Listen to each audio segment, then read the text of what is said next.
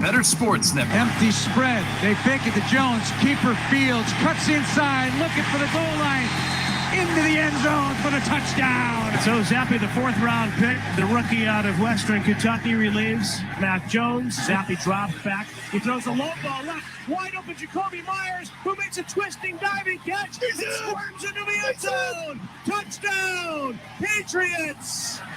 Look at this place. He takes and turns. Fields on the give. Montgomery powers in. A pad-thumping touchdown run left into the end zone. Lunch Money with Kyle and Ray, presented by FantasyGuru.com. So those were the sounds of a surprising Monday Night Football, courtesy of Bears and Patriots Radio. We welcome you to Lunch Money on a Tuesday, and believe it or not, this does happen occasionally, where Ray and I misfire.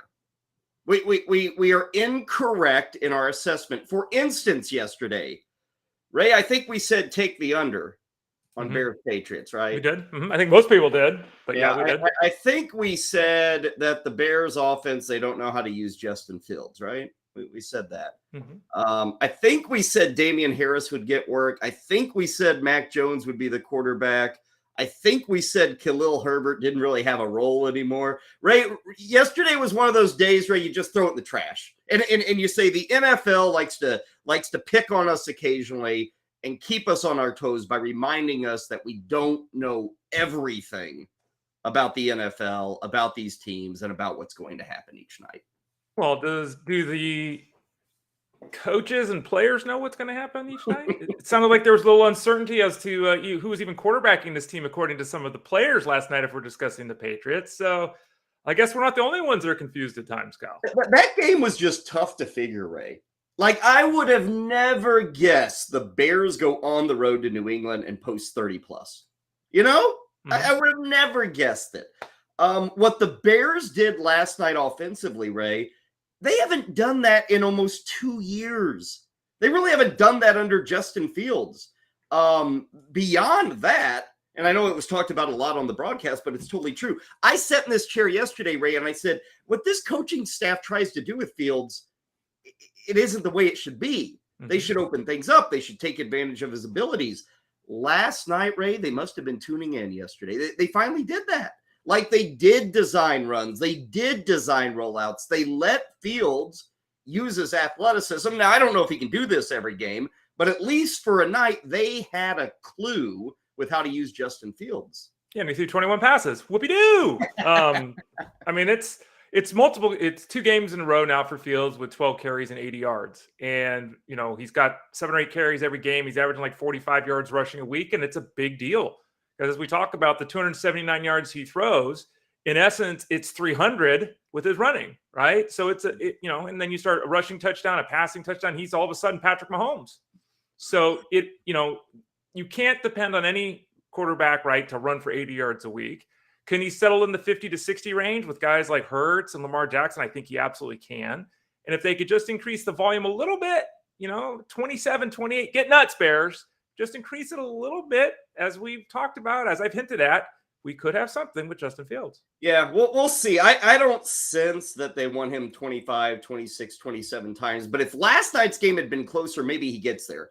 Because late in the fourth quarter, really the entire fourth quarter, they were just run, kind of bleeding the clock. So those passing numbers didn't get to kind of the level we want to see him at. Now, the other big storyline, Ray, and we'll spend a lot more time on this over the course of the show, but it's the QB decision by the Patriots. And we'll hear from Bill Belichick coming up. But quite simply, Ray, Mac Jones didn't look good, and it was a very quick hook for him in favor of Bailey Zappe. Zappe had the initial surge, but honestly, Ray, after that, he looked worse than Mac Jones, I thought. And that's saying something. I don't know where the Patriots go in Week 8 against the Jets. Yeah, I mean, everyone talked about this, reading about this. And in essence, what happened is the Patriots had a plan to use both quarterbacks, right? We heard that before the game. It apparently was the quarterbacks knew it. The idea was that, which is odd because Mac Jones was healthy enough to play from the sound of it. His ankle was okay enough to play, but not okay to take every snap. What the hell does that mean? Like, I don't I don't understand that. Bill Belichick's, said after the game, we're going to choose a quarterback. We're not going to play musical quarterbacks. That's not what the plan was. So for some reason, the coaching staff determined that Jones was good enough, but not good enough, and that they would have gone back to Jones. That was the plan. But because of the game situation, they didn't. So whole thing's muddled and messy. Yeah. I'm still assuming that Mac Jones is the quarterback when healthy, but we thought he was healthy enough last night, and we didn't get that guy. Yeah, it was pretty ugly for the Patriots, and the stands cleared out pretty darn quick. I think that was something like the 37th loss at home for Bill Belichick since like 2002. Doesn't happen very often. It certainly doesn't happen to a team like the Bears, who, believe it or not, I guess they're kind of thinking postseason. Maybe they're 3-4, believe it or not, the Chicago Bears. Patriots kind of going in the other direction. We will have a load more on this game coming up on this edition of Lunch Money. Of course, a ton of other things to get to. We've got the Week 7 top 10s. We've got the Lunch Hunch. We're going to talk some NBA with Justin Finsterman, so it should be a good time. I want to thank our producers right off the top, Heather Klein, Josh Winchester, helping us out on a Tuesday. Heather back with us. She was a little under the weather on Monday, so good to have her back and fully healthy and ready to deal with Ray and I for 3 hours. And great to have you in the chat room, ready to deal with us for 3 hours. We always invite you to jump into that chat room, keep the conversation going. We do check in on that. Now, people may wonder, hey, why I ask a question, Ray doesn't respond. That's not like Ray Flowers. Believe me, Ray would respond if he could. Because, Ray, you don't know how to not respond. But we have made sure that you can't respond, at least to this point. We are unable to go back and forth with all the commentators in our room. That may change. But right now, we can't even take advantage of the conversation with those guys. Yeah, I would be happy to fire quick quips and potentially answer questions. And even Kyle, maybe you could even do that since you're not actually on social media. I like being quippy in the chat room. Okay, I can do that. That's your thing. Yeah. Now, Ray, be honest, though. Like, think about this. Do we really want to throw this onto your back? You've already got Twitter. Mm-hmm. You've got me. You've got a variety of other things that you're following on other computers even. And now you're going to want to add in the chat room back and forth. Is that really what you want? I'm a man of the people, Kyle. I'm trying. Yeah, do you have your cell phone with you too? Is that also I do have my cell phone with me. Yeah, Ray has got like, 10 or 11 inputs going on right now, and he's asking for another one. and the funny thing is, you have to be nimble in this space. You just have to be, right? And then it's not just that. We're talking baseball, we're talking football, we're talking basketball, we're talking NHL. It's hard. It's really tough. And for all the people that want to do this, I applaud you, but it ain't easy. And I'm not, I'm working from home and I'm in my slippers. So, but it's not an easy gig. I would love to have the chance to interact with people. I think that would, here at BSN, that would set us apart because, I guess you can go, people are on YouTube or something. Maybe you can shoot a question in there and they respond, but we take the questions here on the show. It'd be nice to throw some thoughts in too.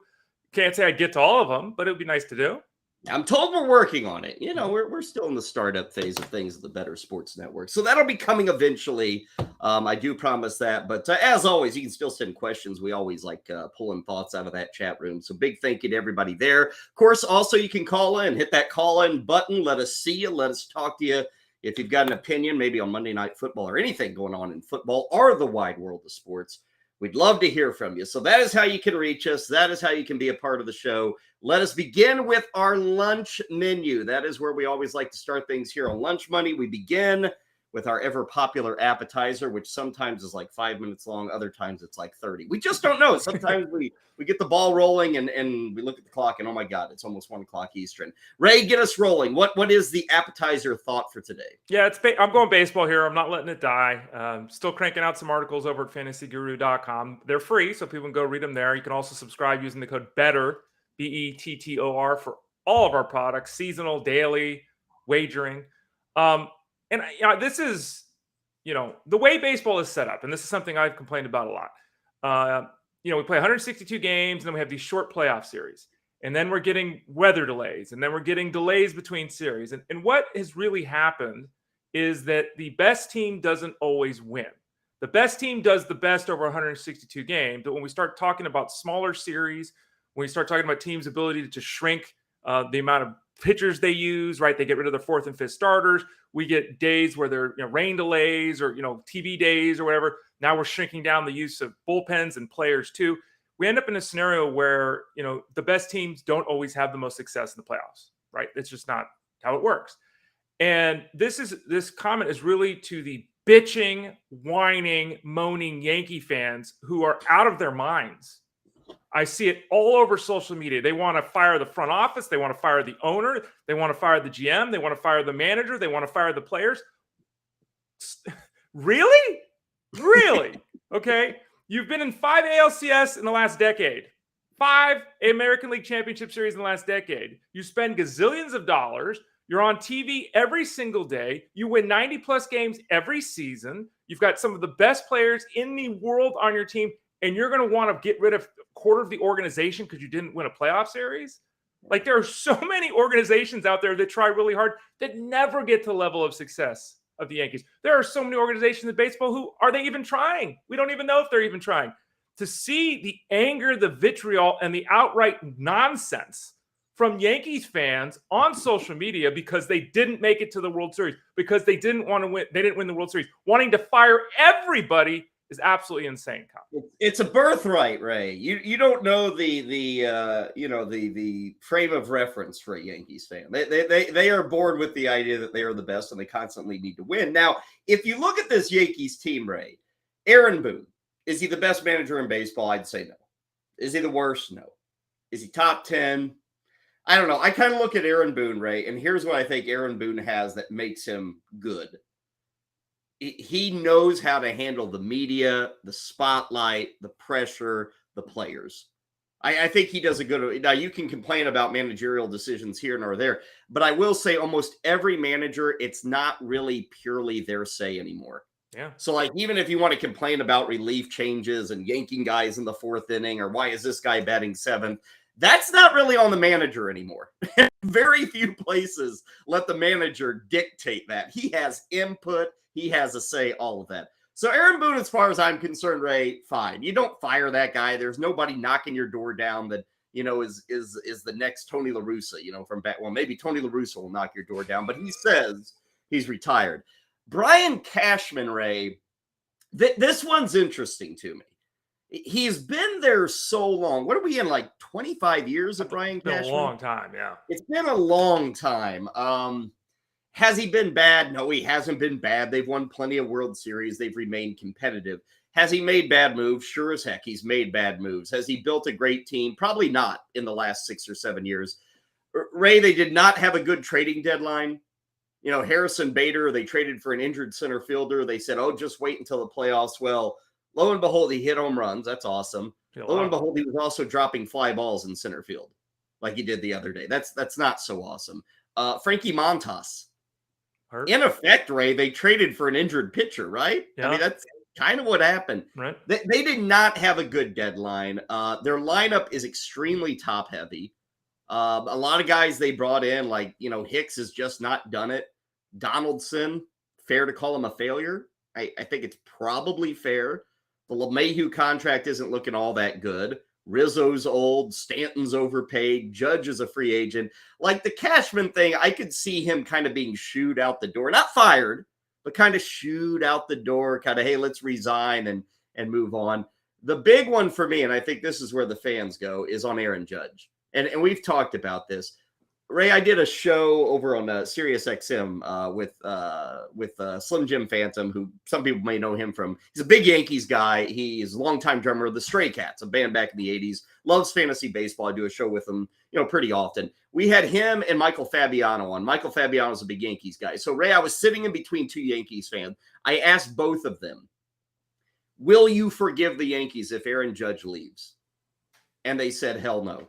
They said there is no way, no how. We don't care how much it takes. We don't care what the other offers are. There is no way, Ray, that Aaron Judge should leave the Yankees. Those are two guys who've been diehard Yankee. And, Ray, they're just two of them. There are millions of Yankee fans who believe that if Aaron Judge leaves, it's the Yankees quitting on the fan base. Like, they're convinced that whatever dollar amount Aaron Judge wants, the Yankees better give it to him. Yeah, and, we've talked about this a lot. This storyline will grow exponentially when he does sign an aging player who's going to sign a long-term deal, and he's not going to be good at the end of his deal. It's not. He's going to go down the Miguel Cabrera, Albert Pujols route unless he signs some 4 or 5 year deal that we're not expecting, right? So this is a player as well who's 6'7", 6'8", 280 pounds, whatever it is. We have no idea how his body's going to age. He's had a lot of problems staying healthy, if we're being fair about this, right? A lot of nicks and bumps and bruises over the years. And, you don't win again anyway. You don't win because of one player in baseball. It's not tennis. It's not golf. It's not. So, the Yankees have the ability to spend money, right? It's not like they don't spend money. If they were cheaping out, right? Yeah. It's like, let's give Harrison Bader $12 million and but we can't give $35 million to Judge. They're not doing that. So, if they don't sign Judge, it's probably because Judge doesn't want to be there. I mean, to be fair, because I'm sure they're going to lavish a huge contract offer to him. Yeah, they will make an offer, Ray, and it'll be a lot of money. I doubt it will be the years that he wants. That's really going to be the breaking point. They may give him the AAV, but they're not going to give him the years. And people may say, well, what's the difference? The difference is, Ray, 8 years of guaranteed money versus 4 years of guaranteed money. And 4 years from now, Aaron Judge is what, turning 35, getting ready for 35? Yeah, he's 30. He'll be 31 in April next year. Yeah. Yeah. So he'd be turning 35 4 years from now. And you'll be saying, well, are we going to give this guy, even if he's hitting well, even if he's playing well? And that's where the rubber meets the road here. Years and money. Money's there. Are the years there? Is that going to be in the cards for the New York Yankees? And there are other teams out there willing to spend. Absolutely willing to spend. So we'll see how that goes. It is one of the more exciting, I guess, free agent search and destroy kind of missions that we've had in a while. Should be a good one. Isn't it interesting? He's got 2 seasons of 40 home runs, 2 seasons of 100 RBIs, and he was a 275 hitter before this season. Okay. I'm just, he's really good, but okay. It'll be fascinating. Well, we talk about the way that team was built, Ray. Aaron Judge is a true superstar. There's no doubt about that. He performed that way, and the Yankees want to keep him. Let's not be incorrect about that. You sent me, what was it, a tweet from Tim Flannery of the Giants yesterday. Mm-hmm. He's what, the third base coach, first base coach, something like that. And he was kind of laughing at, all the strikeouts the Yankees had. They got swept in 4 games. He was kind of mocking analytics. This thing about strikeouts, Ray, okay, they had a lot of strikeouts, but come on, folks, it's 2022. Like literally, Ray, 80% of the teams in baseball are built like the Yankees. Right. Home run hitters and guys who club the baseball. Like, oh, they struck out. Yeah, so does it. Unless you're the Guardians, everybody else is striking out at like an insane rate. So I get it, Ray. Ha ha. The Yankees, all they do is club. But my God, that's how they're built, and that's how so many teams in baseball are built. And it's interesting too that you and I've seen the Josh Donaldson sucks, Aaron Hicks sucks, those kind of. I've seen that. Aaron Judge hit 139 with 3 RBIs in 9 games in the playoffs. I mean, I just he hit 133 in the playoffs in 2020. He's not performing, and it's not fair to. And I'm not saying look at 9-10 games here, but you can blame all these guys you want. Blame Donaldson, blame Aaron Hicks, okay. Aaron Judge for 2 years now hasn't hit in the playoffs at all. Mm-hmm. He's not, you add the 2 years up, his batting average isn't even his weight. I mean, it's, so it's just, we all get angry and upset. Yankees won 99 games. They won 99 games. Now they started great. They went in the toilet late and okay, but they won 99 games. And just the idea that we're going to blow a team up, I just don't get it. And I wonder, Ray, because we got the question in the chat room, about this whole years versus AAV. Mm-hmm. Ray, I truly believe the Yankees would be willing to do something like, we'll give you 5 years at $225 million, which is a huge chunk of change. What is that, $45 million a year, around there? I think it's exactly 40. So $45 million a year, Ray, for 5 years. Now, Ray will probably say that's stupid money, and yeah, it probably is. I don't know if anybody, but for the Yankees, Ray, I think that's doable.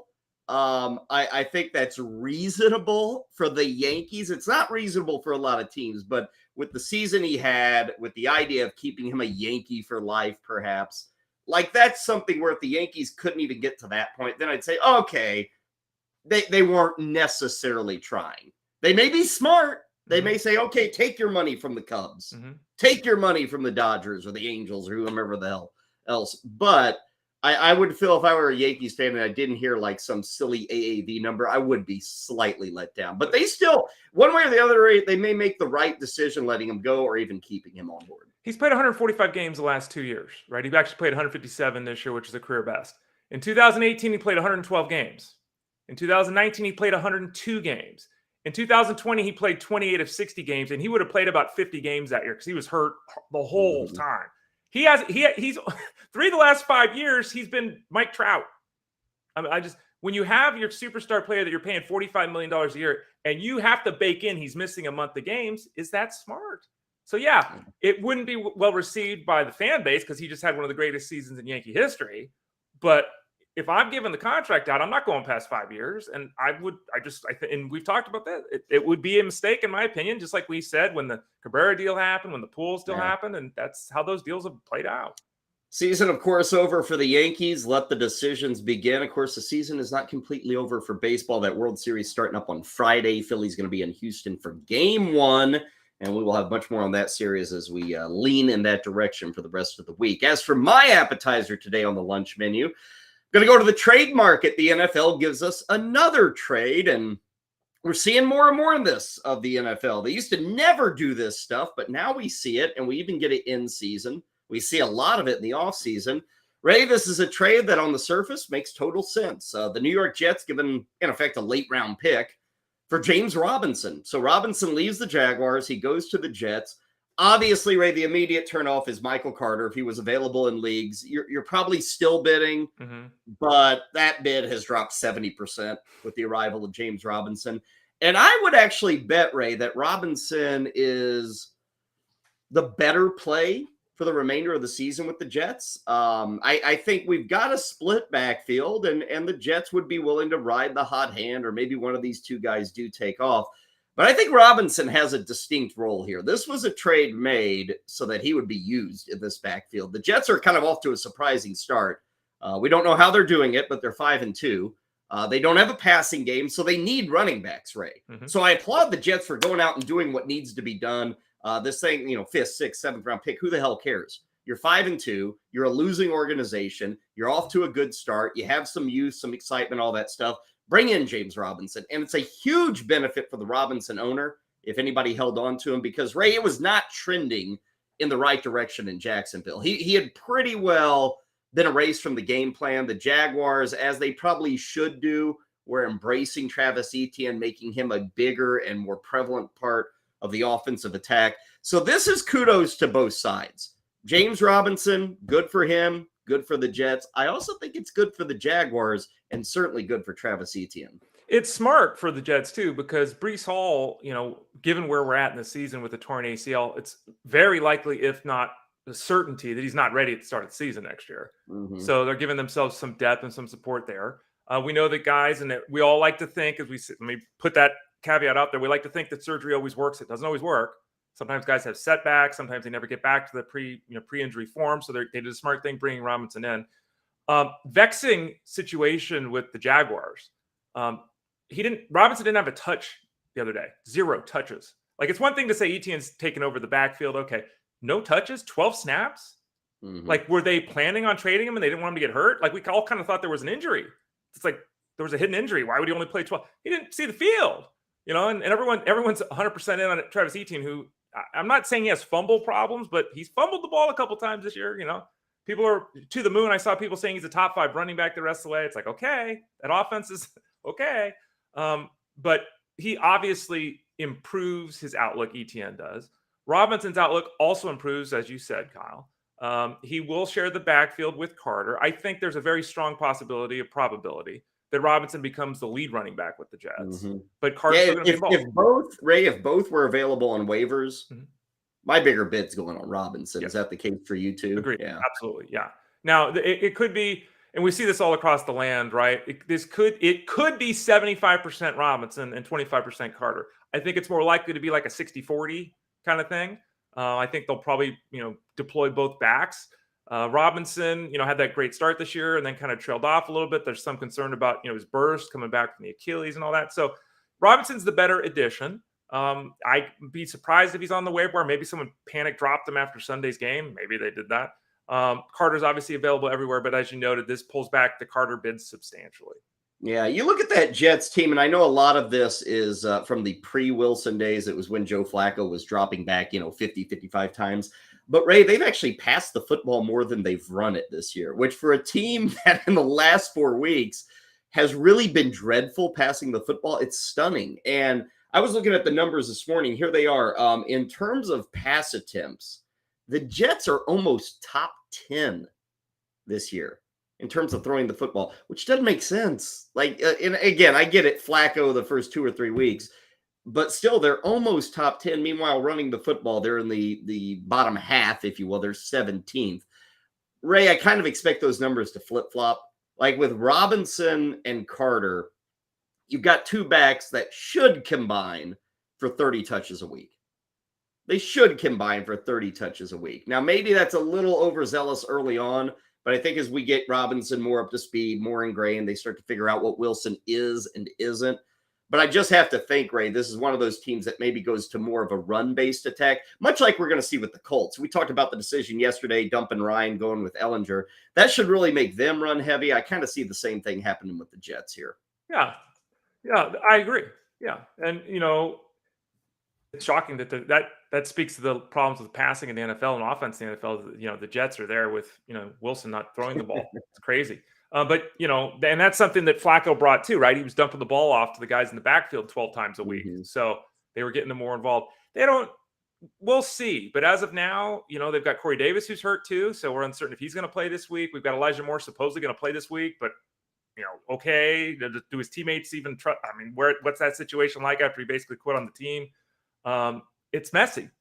So it doesn't stand to reason that while 30 touches seems really aggressive, I think 25 to 30 probably is their plan. I wouldn't disagree with that if we had an ideal scenario, Kyle. We spent a lot of time yesterday, Ray, talking about handcuffs. And so before we leave this situation with Robinson moving on, the handcuff in Jacksonville, do we look at anybody and say that's the guy, that's the one to have if you have Travis Etienne, this is the guy to make sure you pick up?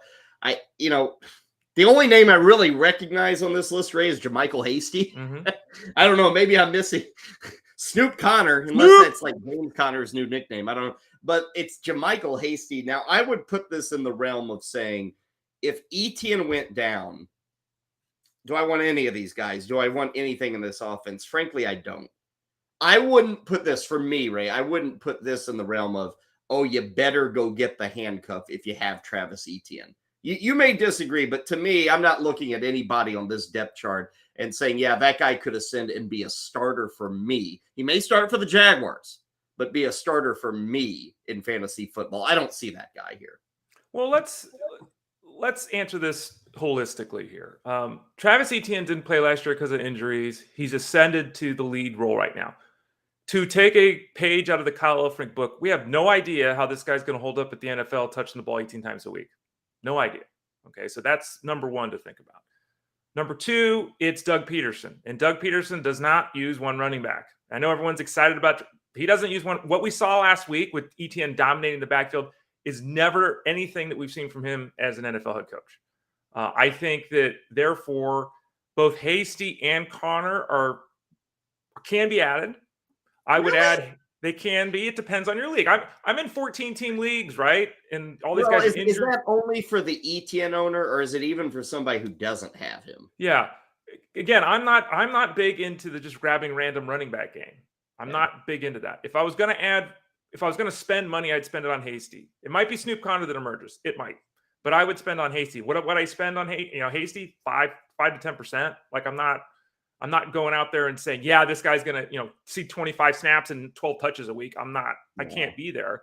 But I'm just saying that Etienne is not getting 90% of the work. It's just not going to happen. What we saw last week is not going to be the plan. I'd be shocked if that was the plan. But there is great uncertainty as to whether it's Connor or Hasty. And there's great uncertainty as to what at least the short-term plan would be for those guys behind. I'm envisioning, Ray, like Etienne putting up numbers like a Kamara, or that kind of workload with the receiving and the rushing game. And then like there's Mark Ingram, Mark Ingram gets the football every week, but he doesn't really do anything with it. And that's, I guess, what I would expect of Hasty or Connor. And again, I can't, And I may be totally wrong. After all, last night I told you the Bears wouldn't score 14 points.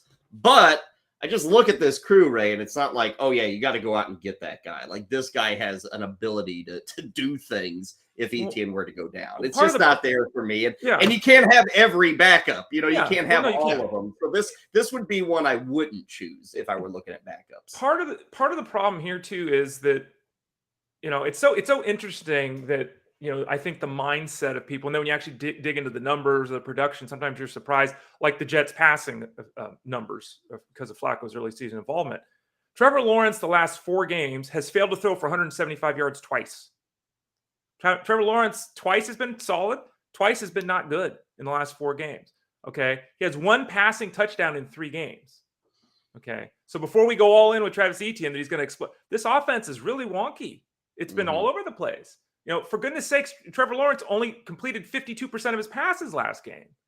Like, this is, a lot of people are all in with Etienne. And again, he's the guy and he's a weekly starter. He was a weekly, we had him listed at 18 last week, right? Even with Robinson around at the running back position. So I'm just saying that there's, this offense is not clicking the way that some people seem to think it might be, Kyle. And I just wanted to point that out.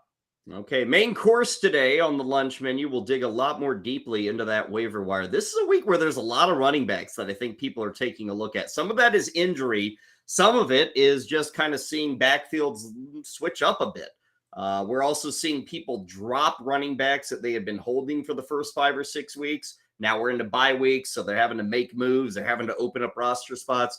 Pay attention to the guys who are actually available. You may think to yourself, well, it's week 7. Who's out there? All of the rosters in your league are changing week by week because of buys. Last week, we had 4 teams on buys. I would guarantee you there were guys let go on those teams that you might want to add this week. So do be serious about the waiver wire. We will talk about some possibilities coming up in the show. As for the side dishes today, much more on the Patriots and Bears finale, some of our takeaways from that Monday Night Football game. We got news and notes. We got injury news coming your way. We got the lunch hunch. We got Duke's Den, some NBA talk with Justin Finsterman. And it is a Tuesday, Ray, which means we will talk auctions, collectibles, memorabilia. We will bring you That Went for How Much, which we've done this now, I think, 3 weeks, Ray. This will be week number 4. Our performance has been lacking. Yes. Honestly, it's been lacking. I feel after 3 weeks, Ray, I'm starting to get a slightly better read on the market for memorabilia and collectibles. There are some items every week where you and I are like, boom, that's got to be it. And we get that one. After that, Ray, we run into a lot of speed bumps. So we got a couple of hours before we get to this. We will have the photos available. You and I will pull out our magnifying glass, find the true cost, and we're going to improve this week, okay? Well, I would say we can't do much worse because we really can't. I guess we could get a 0. But yeah, we're primed for our best effort yet. I'll give you that. Yeah, last week, Josh and Heather were rough on us because they put a lot of price tags that were very similar. Yeah, like $6,000 apart or something. Yeah, that was tough. I don't know what they have planned for us today, but we will talk collectibles and memorabilia, kind of a fun segment that we do on Tuesdays. Let us now get to our bet du jour on this Tuesday, Ray. Your favorite bet on the sports calendar, what is it? World Series. 8.5 players over hitting a home run, minus 135. Like, this is the game. We're just talking about the game. It's strikeouts, it's home runs. Obviously, we need some depth in this series. If it's a sweep, that makes it more difficult. But 8.5 guys, so 9 guys hitting a home run in the World Series. If we play 5 or 6 games, I'll take it. Minus 135, I'm in. Not a bad bet at all. I think my holdup would be, Ray, can the Phillies push this to like 5-6 games like you talked about? Right. That's kind of the issue. I know the Astros come in as very strong favorites. You've also got some really good pitching here. Like, even the Phillies, I know it's only like the 2 big at the top, but the way this series is set up, Ray, even if it goes deep, the Phillies are going to have Nola and Wheeler out there twice apiece. So that's 4 games where the Astros are trying to hit home runs off those 2 guys. We know that the Astros have deep pitching. Like, they have crazy deep pitching. I don't hate the bet. I'm a little surprised that minus, 135? Yes. It's a little, I'd expect that maybe more around like minus 110, minus 115. I don't consider, Yordan Alvarez, big-time power hitter, and that Houston ballpark plays really small. But, man, just thinking that this is, I don't even know what the odds say, but I'm guessing there's a lot of bets on like a 5-game series here. I bet a lot of people are banking 5 games, maybe 6, which doesn't make it impossible to get to 8.5, but does make it difficult. Like I have no idea what the answer is to this, Ray. Right. But we just saw San Diego and Philly play 5 games, and we saw Houston and the Yankees play 4 games. I wonder what the number of home run hitters in those series were. Like, what was our number for that? Because those were short series. I wonder if we got close to 8.5. So we'll maybe dig that up as we go through the show today. As for the bet du jour on my end, shall we do some NBA hoops? Yes, I want to do NBA hoops. Ray, here's one for you. Detroit at Washington. That's the Pistons and the Wizards. Game total right now is 220.5. Let's go with the over.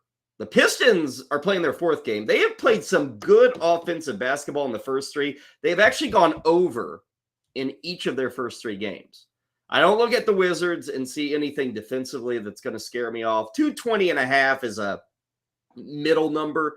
You know, it's 230 is kind of where you want the numbers. We'll see some in the 215 to 216 range. So 220.5 is about average for an NBA game. So I feel good with Detroit showing a lot of offense. They got this Jaden Ivey kid. He's a rookie point guard. He has come out guns a-blazing. Neither team is much defensively. So I think 220.5, I'll take the over. Book it. Pistons against Wizards. There you go, Ray. You don't have to know anything about the NBA, and you can put big money on that one. Okay. Thank you. Yeah. Because I really don't know anything about the NBA other than the Warriors. Go Warriors. As for dessert today, secret to a long and happy life. I don't know if happiness is a part. Let me just say, secret to a long life. It turns out, Ray, perhaps it is avoiding the shower. Could be. Now, my 3-year-old will love hearing that. Because he has hit that age, Ray, where I don't want to shower anymore. I got to play. I want to watch TV. I want to eat dessert. I don't want to go to bed. Because once you start showering, it means bedtime's coming. Right. And so little Walt is now pushing back. He loves the bath. He loves the shower. But Ray, he now understands that it means bedtime. The day is over. And so he is rejecting the shower, which once he hears this story, he may say, look, that's why I'm rejecting the shower. I obviously, like everyone else, take showers the majority of the time. But we do have a freestanding tub. 2 or 3 a day? Yeah, no, well, it's 4 or 5, depending upon how hot it is in the chat room over the Discord over at Fantasy Guru. It's hot and heavy. How much these lights make me sweat. But we do have a freestanding bath in one of our bathrooms, and I like taking baths, so I'll be very interested to hear because my gal thinks taking baths are kind of gross. So if there's reason that a bath might be better than a shower, I'll be happy to share it with her. You and I have had that discussion before. I think a bath is kind of gross too. I think it is. Sitting in a pool of your own dirt does not. Pool of your filth. Say filth. It's better.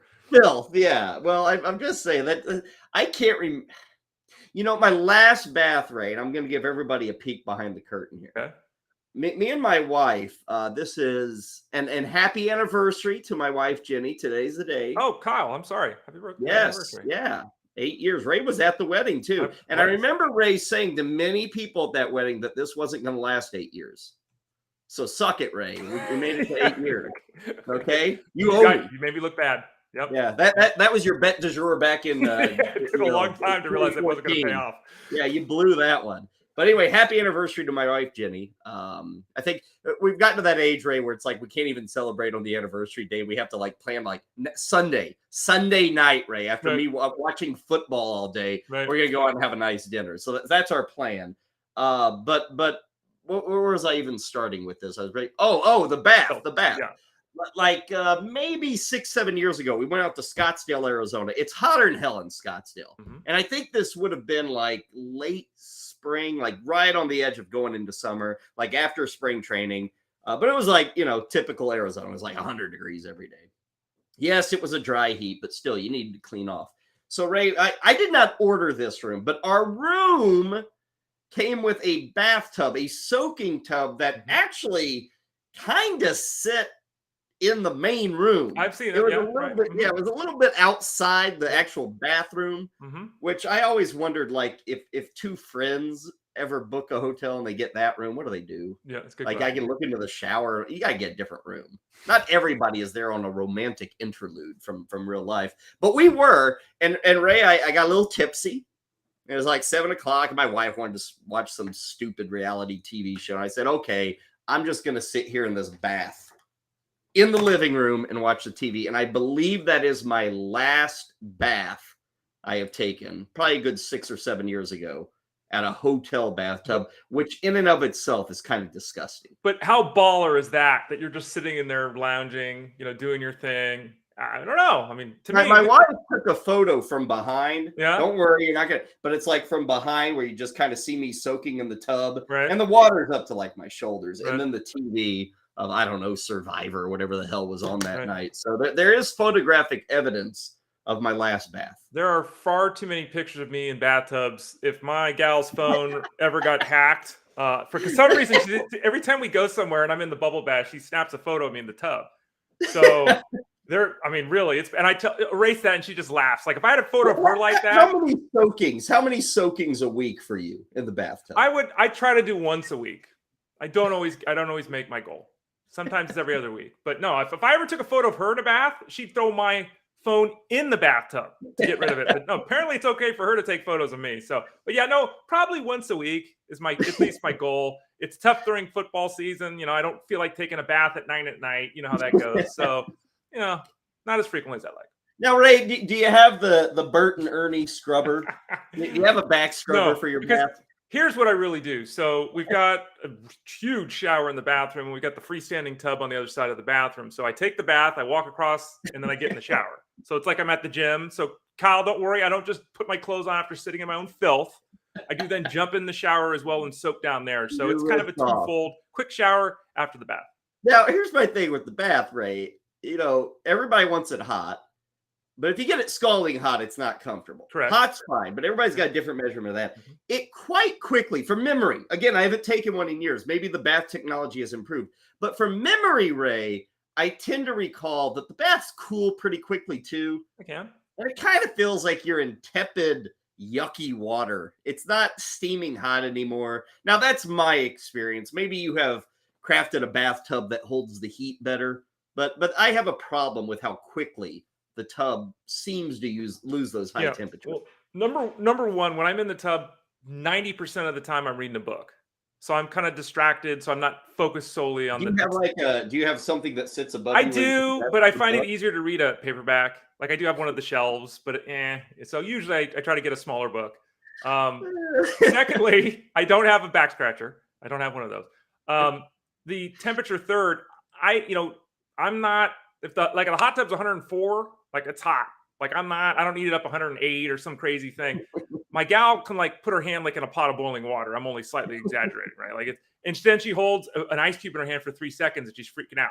So we have this thing where she's the hot gal and I'm the cold guy, right? Like whatever we're doing, we help each other out. So even if the tub cools, it doesn't bother me as much as it would some other people. But I do tend to also leave it a little bit short, right?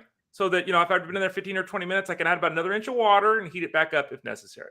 Yeah, I think once the bathtub cools, Ray, it's more akin to now sitting in a toilet than sitting in a bathtub. It's kind of just gross.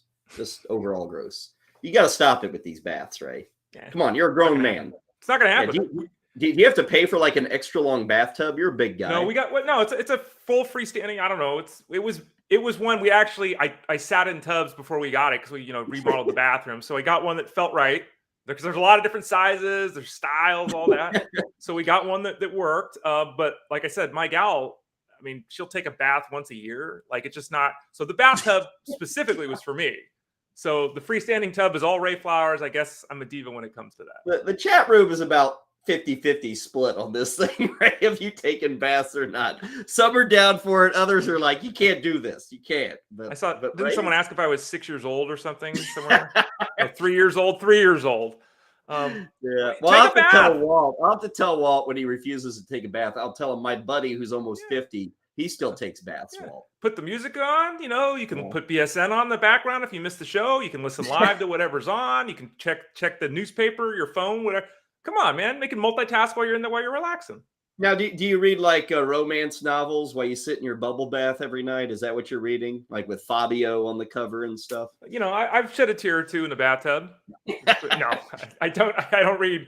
You know me. I hardly ever read anything that's fiction.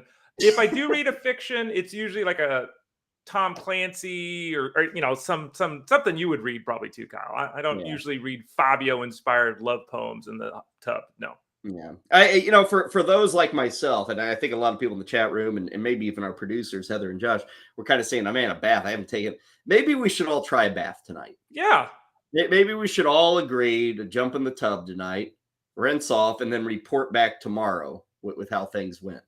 I don't know. Maybe that might be. Now, Ray, my problem is do you ever do the bath bombs? Do I need to have that? That's how everybody takes a bath now, right? They do these bath bombs. It depends. It's kind of awkward to get in a naked tub of water. Like it just feels you got to have some bubbly or something, right? I don't mean champagne. Yeah. I don't drink in the I don't tub. need to see my body. Yeah, right. It's like water. I want bubbles covering up what's awful looking. The problem is a lot of the aromatics, because we do have those, because she has all the stuff. So when she does take a bath, it's very aroma filled. I don't like the smell of lavender and all this. Like I don't really, it's not my jam. I don't want to.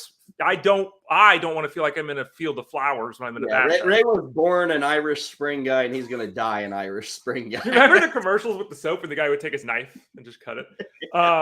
So there often are bubbles, but it's like very limited bubble. Okay. Sometimes I'll put an aroma thing in there, but I don't usually. I have used bath bombs. I have, but that's once in a year. That doesn't happen often. Yeah, that's kind of gross too. It doesn't turn the water colors like purple and pink and sometimes there's a little bit of residue left over, kind of stuck on the side of the tub from the thing. Yeah.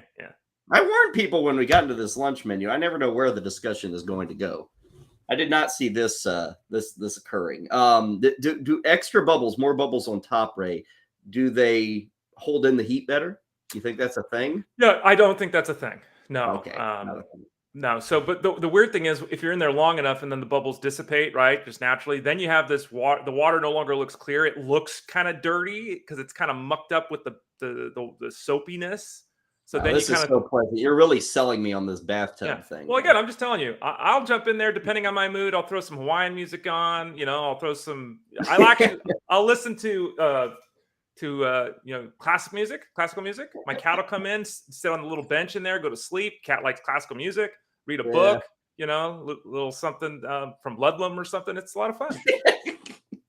I would guess you're like catching up on Days of Our Lives. Like that, I always sense, Ray, people who take baths are also the same people who watch soap operas. I don't know if that's fair. Maybe it's just the soap on both sides. Who knows? Yeah. I don't watch soap operas, but I understand that line of thought. Yeah. That's kind of what I'm thinking. We'll see. If I jump in the bath, next bath I take, Ray, right? I'll maybe have my wife take a photo. Okay. So that we can all see how I'm enjoying the bath. I'm gonna need like a bottle of whiskey to pull. Well, this off. If that's your thing, just be careful. You can drown in a bathtub. So just don't get too drunk, Carl. I would hope at the age of 40, Ray, I don't drown in the bathtub. I'm just saying it can happen. People die every year in bathtubs. It does lead to one of my biggest fears in life. And this is a big fear, Ray, speaking of dying in bathtubs, slipping and busting my head in the shower. Or your hip? Yeah. Yeah. Well, I've already got a broken hip, so I've already replaced one hip. But I do have a very strong fear of slipping in the shower and cracking my head on the handle.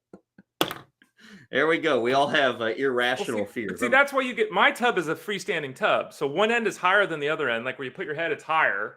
So yeah, but Ray, you're fancy schmancy. There's no nozzle. The nozzle's out of the tub. It reaches in from the end. So you're not going to hit your head on anything. No, they don't have that stuff in the Midwest. Oh, okay, we have bathtubs. Okay. We do bathtubs, okay? That's what we do. Not these ornate, designed, level that like something to drive your car up. I mean, come on, Ray. Like I'm Liberace or something. Is that what you have in your head, mind? Yeah. Okay. I mean, it's just like hanging out with Robin Leach here.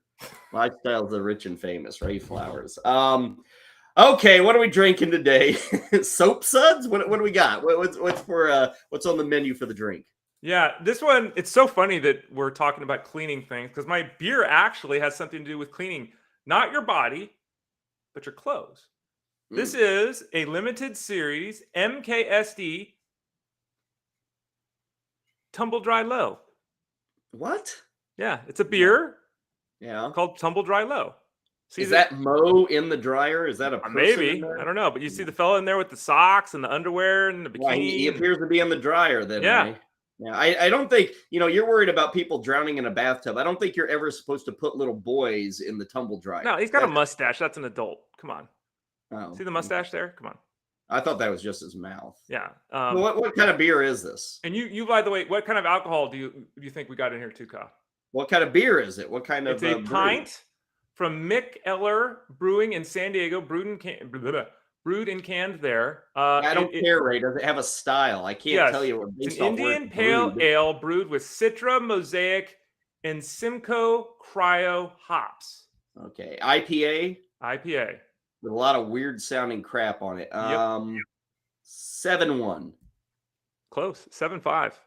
7.5. So, Kyle, you might want to try a Tumble Dry Low given that fact, huh? Especially, I mean, look, there's socks there. There's underoos. This is pretty good. Come on. I like it. Yeah. Well done, Ray. Well done. I am going to suggest something which I have not suggested. I don't believe I've suggested this. Ray, you did strawberry milk one time, didn't you? Or chocolate? Didn't you do some kind of milk one time? Chocolate. Yeah, I don't think I did strawberry. Yeah, I'm just going to do regular milk. Huh? My wife, God bless her, thinks it's the most disgusting thing in the world for people who drink milk at dinner. Does that turn you off, Ray? You think milk at dinner is weird? Yes. Okay, my family grew up drinking milk at dinner. My wife is disgusted by this. I don't really drink it anymore, but last night, Ray, I indulged. Okay. I had a big old glass of cold white milk. It was pretty good. I don't do the milk thing. I don't. And it wasn't even real milk. It wasn't even 2%. I think it was skim. It was really all it had going for it, Ray, was it was cold. Right. That's all it had going. My family used to drink milk at dinner. Like if I used to drink milk at dinner when I was a kid. I haven't had a glass of just regular milk in 30 years. I think milk is disgusting. Oh, says the guy who bathes regularly. Yeah, but I will say this. I would legitimately drink a carton of milk every day growing up. And I'm not exaggerating. That was all I drank growing up. I didn't drink Gatorade. I didn't drink Tang. I drank milk, and I OD'd on milk as a kid, so I can't drink it anymore. Okay, you're finished with it then. Yeah. Does Dexter lap up milk? Do you let the cat have milk? You know what? You're actually not supposed to give creamer milk to cats. It's actually not good for them. So we don't do that. What? It's not good for them? They love it. They love it. They might love it, but it's not good for their little bellies. Yeah. I work in grind brings, and I was going to mention this, Ray. Why not bring the bath and the milk together and take a milk bath? People do that, you know. Work and Grind is asking about that in the chat room. Oh, Chris C is also too. Warm glass of milk before the bath. Yeah, because then I'd fall asleep in the bath if you had a warm glass of milk. And you would drown. And I would die. Learned. Yeah, exactly. Yeah. Chris wants my job. I guess you could. No, I would never take a milk. Try it, Ray. If you're willing to have tap water with soap suds and lay your body in it, why wouldn't you want pasteurized milk surrounding you? I would rather take a mud bath than a milk bath. Mud bath over milk. Yeah. Okay. Fair enough. I'll leave it to you. You are the bath expert. I'm not going to trample on your feet on that one. Okay, there's the lunch menu. Sickening my wife with my glass of milk at dinner. I tend to agree with her. It is kind of. I mean, is it disgusting to eat pancakes at dinner? No, but it's just kind of wrong. I think it's kind of wrong to drink milk. We do breakfast dinner an awful lot around these parts, Ray. But I still don't get milk with my pancakes.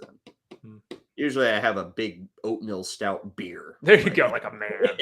That's what I do. Okay, breather for us. Duke is getting ready in the den. I think he's got some Monday Night Football thoughts. When we come back, we're having some Monday Night Football thoughts. There's actually a lot coming out of this game. What does it mean for the future? Was last night purely a one-off for the Bears? Or is there something here? Is there consistency? That's kind of the thing with Fields. Can he do it again? Talk about what he did last night. Talk about the Patriots, some of their decisions that they have coming down the pipeline. It's all coming your way next, right here on Lunch Money. But first, here's Duke in the den. Good afternoon, sports fans. It's your back and better than ever. I'm just realizing good afternoon Bettors as well. afternoon betters. Hopefully you didn't tail me last night, because in the Duke's Den, we had the under. Finishes with 47 points. We missed that. We were tailing Tyler Beakers, David Montgomery, under 13.5 rushing attempts. He finishes with 15. Game script didn't go against us. But we nailed it. I mean, we absolutely nailed Chicago Bears +8, didn't we? Yeah, I'm out of Survivor and don't have a chance to win $6 million now and want to take Bill Belichick behind a woodshed because this game falls squarely on Belichick. It's the age-old debate. You want Brady or Belichick? Well, neither looks great right now. And you want to talk about issues falling with the head coach. How about the starting quarterback situation? Bailey Zappi on a bit of a run. Yes, he's a noodle arm. He can't throw it more than 20 yards down the field. Yeah, he's late and still inexperienced and throws interceptions because he's a gunslinger, even though he doesn't have a gunslinger arm. But we go with Mac Jones. All the reports are there is no controversy. When Mac's healthy, he's playing. Well, clearly he was healthy enough to start the game, right, Bill? And you give him 2-3 series and then go to Bailey Zappi? What message does that send to the team? And the fans, I think, dictated his decision-making. When you're hearing Zappi, Zappi, Zappi on the first drive of the game, you got a situation on your hands. Mac Jones, pressure by the pound on his shoulders and cannot live up to it. Just 3 for 6, 1 interception. I think he got 1 first down, and that was with his legs. Pathetic. But how about the other side of the ball? Hey, Bill, your son Steve is now the DC. You have a defensive coordinator running the offense. Where does the buck stop? I'm putting my hood up for those who weren't watching. It's on me. We got to do better. We'll get back on the film. Okay, but Bill, what was your plan with Justin Fields? We're going to make him beat us with his arm. Yeah, we're going to make him beat us with his arm. Oh, okay, so you're going to rush 2 and give him 300 years to throw the ball? You don't think he can find a target then? We're on to next week. We'll go back in the film room. I can't go to next week, Bill. I'm out of Survivor. I lost $6 million. I'd already spent that money. What am I going to do now? Send you a bill? The NFL, the wild world of the NFL, how do you predict it? We're worried about getting to Christmas. We don't even make it to Thanksgiving. It's been a fun run. Next hour, we got Champions League bets. I got a parlay. We're going to parlay every single game in Champions League to get you a 4.58 unit win. Trust me. Next hour, Champions League. I'm Duke. Adios.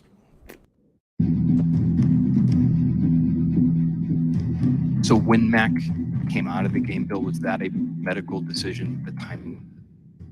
No. So is that related to the interception that was his last play tonight? No, we had planned to play.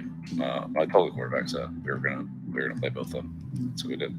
And so was the plan for 3 series? It just seems when his last play's an interception, it looks like a benching for performance.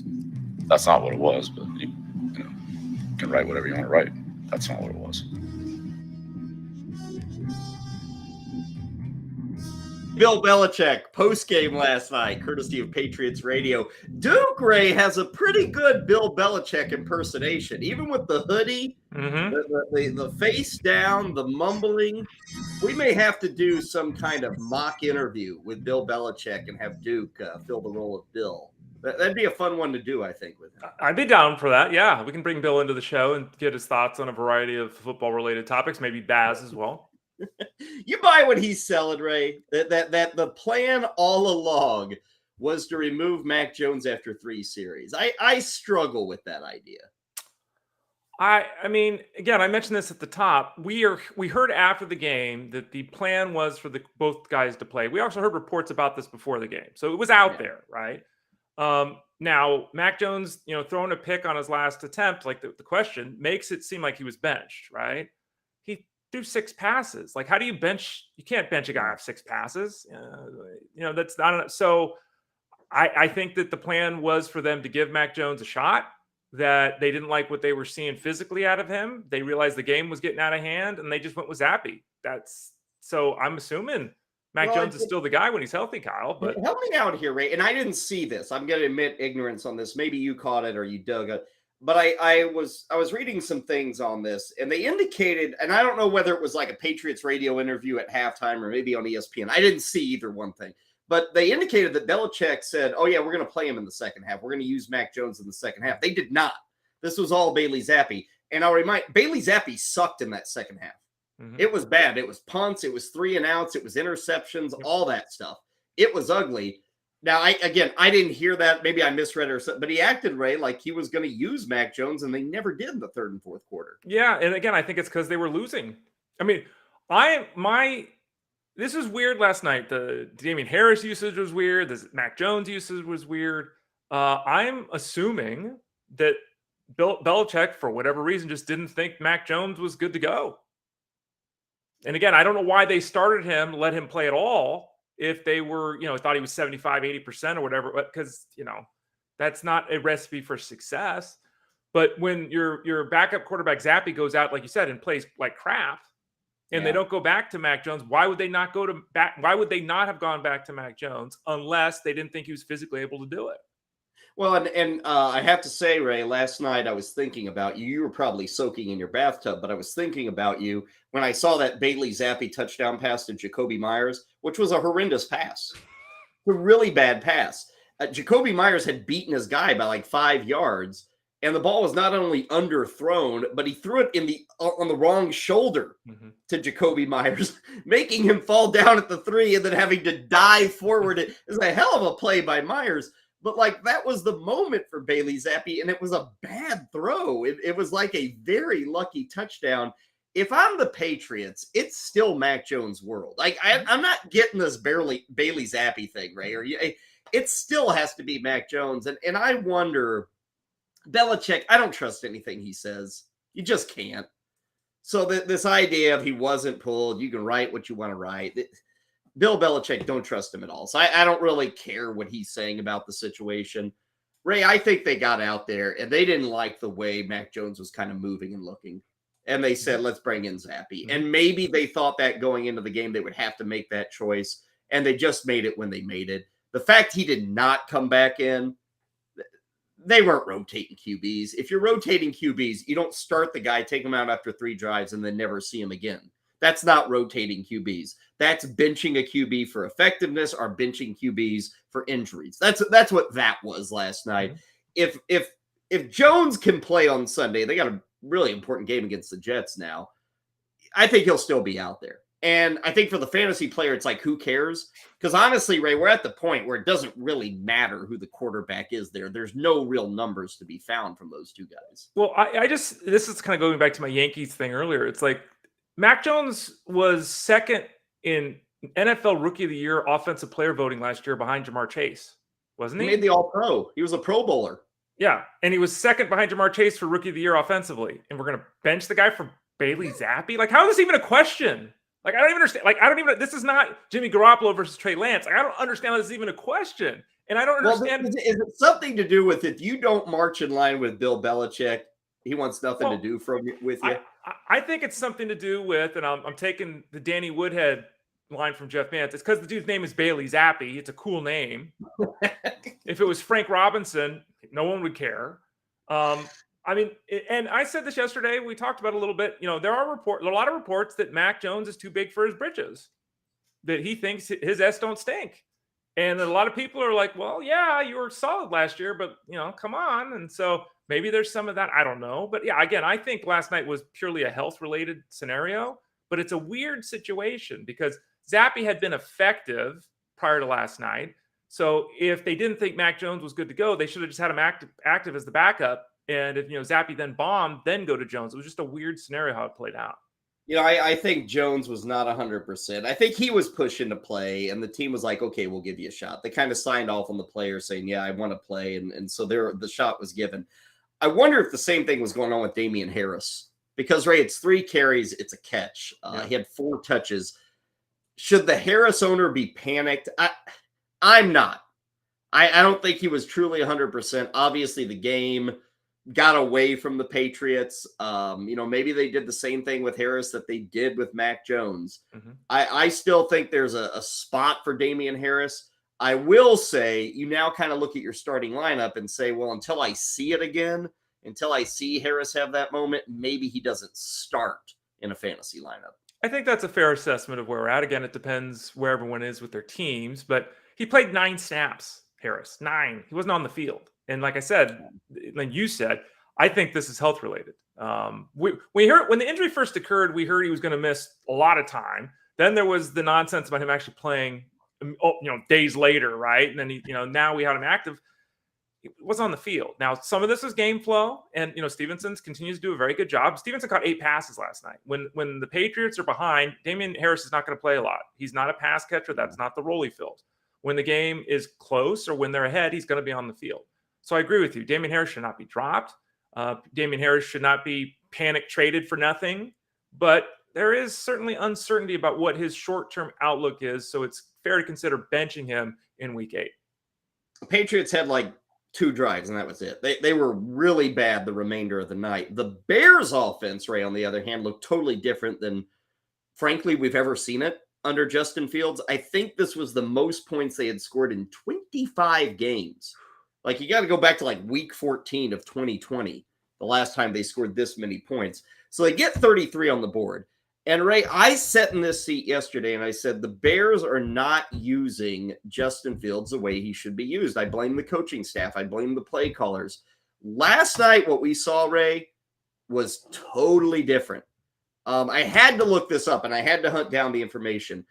Justin Fields last night, tons of rollouts and quarterback keepers, design runs, all that.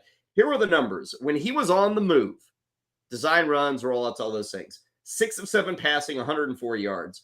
12 carries, 63 yards, and a touchdown. That's design stuff. That wasn't dropping the pocket and then scrambling around because of the pressure. Those were design runs, which is the way he should be used. Before last night, almost 75, I think it was like 76% of his runs this year had been like scrambles, not designed. In fact, I think there were only like a dozen designed runs coming into last night. They had a dozen in just that game against the Patriots. And Ray, they got to stay with it. And yes, it opens him up to injury. Okay. Now me saying that sounds like Kyle Elfrink of, 2015. Oh, they're going to get injured. He still might, Ray. And he is certainly susceptible to it. But that's the player they got. That's the guy they drafted. We're seeing other teams embrace it. It's taken a while for the Bears, but they better keep doing this, Ray. I understand it's risky and all that stuff and, franchise quarterback. Hey, man, that's what everybody's doing, and they're having success. That is the way the NFL has gone. The Bears hopefully are going to continue with what they did last night because that will lead to much better results and a much better offense for this team. I'm glad that it only took 2 coaching staffs 19 games to figure something that a dude in a T-shirt and a dude wearing slippers knew 19 games ago. So that's really heartening that it took 19 games for NFL coaches to figure that out. Duh. Yeah, I mean, this is not – and this is what some of my frustration and a lot of people's frustration when I say the NFL is a bad product or things aren't working. There are some things that are obvious. If you're facing a team that can't stop the run, why are you throwing the ball 39 times? Yeah. If you have a quarterback that can't get out of the pocket, leave him in the pocket. Work on the offensive line. If you've got an offense that can't work, you've got an offense, their line is the play is spotty, the receiving group is spotty, and you've got an athletic quarterback, let him run. It's not that complicated. So, is it dangerous? Blah, blah. Yeah. But it's also what this team has. They don't have weapons. They don't. Their offensive line isn't great. It's not. This is what it has to be. Now, again, They said they had 4 field goals last night, so I know they had the 33 points, but it was 4 field goals. And they're 3-4, which really isn't great because, Jeff Manns over at Fantasy Guru talked about this. The Bears were his home team. He's from Chicago. He's talked about this. Like, this team winning 7 or 8 games this year is dumb. It doesn't do anything. Like they need players. They need good ones. Right. And so being a 500 team, I mean, maybe the fan base immediately thinks it's great, but that's not the way this organization should be doing things. So, they're 3-4, and we'll see how the second half of the season goes. But it was heartening to see, to your point, the coaching staff finally say, look, if we really want to be competitive here, this is what we need to do. And I would like everybody to think of this when they think of the Bears, whether it's this week or down the road. Folks, they had 33 points last night, and they still didn't have a receiver that mattered. Like in the fantasy game, just didn't matter. So we've pretty well gotten to the point, like Mooney is still looking for his first touchdown. Like, it's totally dumpable. I don't care if he gets a touchdown this week. I don't care if he has 75 yards this week. This offense does not lead to big receiving numbers. What it can lead to, Ray, and what we saw last night, perhaps some big rushing numbers.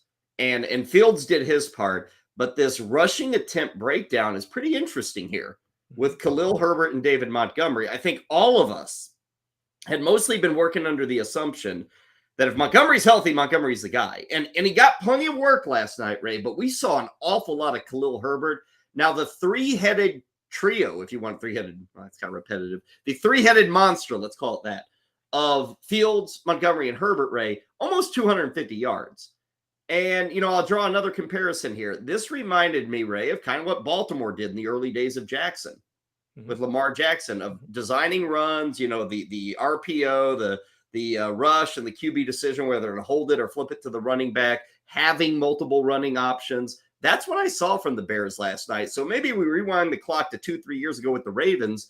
Maybe we see that with Chicago, and maybe we thus see more of a role for Khalil Herbert. You think it's a one-off, or do you think maybe we could see, every week we get a dozen carries for Fields, we see 14 carries for Montgomery, and there's a sprinkling of Herbert for another 10 or 11 carries too? And again, it only took to week 7 for them to figure out that it worked for the Ravens, that, it worked for the Eagles. Same thing with Jalen Hurts when he started as this is what you got to do if you're the Bears. It was, it's fascinating it worked last night. And when something works, the odds of it occurring again are much higher, at least the attempt, right? So I don't think that anything we saw last night would dissuade the Bears from continuing to do something similar. You look at the routes run by both guys. Montgomery ran 2 more routes, so they were almost used exactly the same there. Montgomery did play more snaps, but it was 40-29, and that's closer than it's been in the past. And then you've got the workload actually on the ground, 15 carries for Montgomery, 12 for Herbert. It worked. They had success. If you look on a per touch basis, Herbert has been more. This is very much like the Cowboys. Herbert has been sexier and more explosive like Pollard. But Montgomery has gotten the work like Elliott, right? So we're in that zone where I think that given where the team is, given what we saw last night, that Herbert's role is likely to stay pretty significant. I still think that Montgomery's the lead guy, but that lead has shrunk to the point where now Herbert is back into that flex conversation where he's kind of been out of that for a couple of weeks.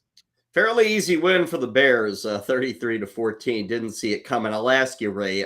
Bears are in Dallas this week. Are the Bears for the remainder of the season going to hit 30 points in a game this year? Will they get to 30 or better at any point this year? They still have, 10 games? Mm-hmm. It's a lot of games. Last night was their first time over 30 in 25 games. Do you feel that a chapter has been started here with this offense, with this quarterback, with this rushing attack? No. I mean, they still have one game of 23 passes. I mean, they don't throw the ball. As you noted, Mooney's their guy. Equinemius St. Brown, Cole Kmet. It was just so there's teams that it's very tough to run against. I'm going to say no. Yeah, and Fields, we've seen, a quarter here, quarter there, maybe 3 quarters. We've never seen him yet go on a roll. Now, it's his second year, okay? And he hasn't started every single game. He's still learning. Last night was an absolute sign of progress. And that's what he needed. Because you go back 10 days ago, 11 days ago now, I mean, that game against Washington was a disaster. And so you don't want to just forget what we saw against the Commanders and say, hey, this is the new Bears. And that's what people tend to fall into in the NFL is whatever you did this past week, that's what you are. I beg of you, don't fall into that trap with the Bears. They're not a completed project yet. We'll see if they can maintain consistency and keep doing it. At least give us 22 to 24 points a week. I don't think they're anywhere near that as an offense. We shall see. W for Chicago, L for New England, a surprise to say the least. Remember, the Patriots were favored by 8.5 in that game. So it's actually one of the bigger upsets we have seen this entire season. We've seen a lot of teams favored by big numbers they don't cover, but to see a team favored by almost 9 points and they lose at home Monday Night Football, pretty rare, but the Bears did pull that off on their trip to Foxborough. We will take a breather here. When we return, Justin Fields was good enough to be a top 10 fantasy quarterback this past week. We'll give you the top 10s at the positions that matter: QB, running back, wide receiver, tight end. One last look at what went down in week 7. And now it's time to talk injuries. Start to talk about prepping for the new week. Start to talk about waiver wires. It's all coming your way as we continue hour number 2 of Lunch Money right here on the Bettor Sports Network.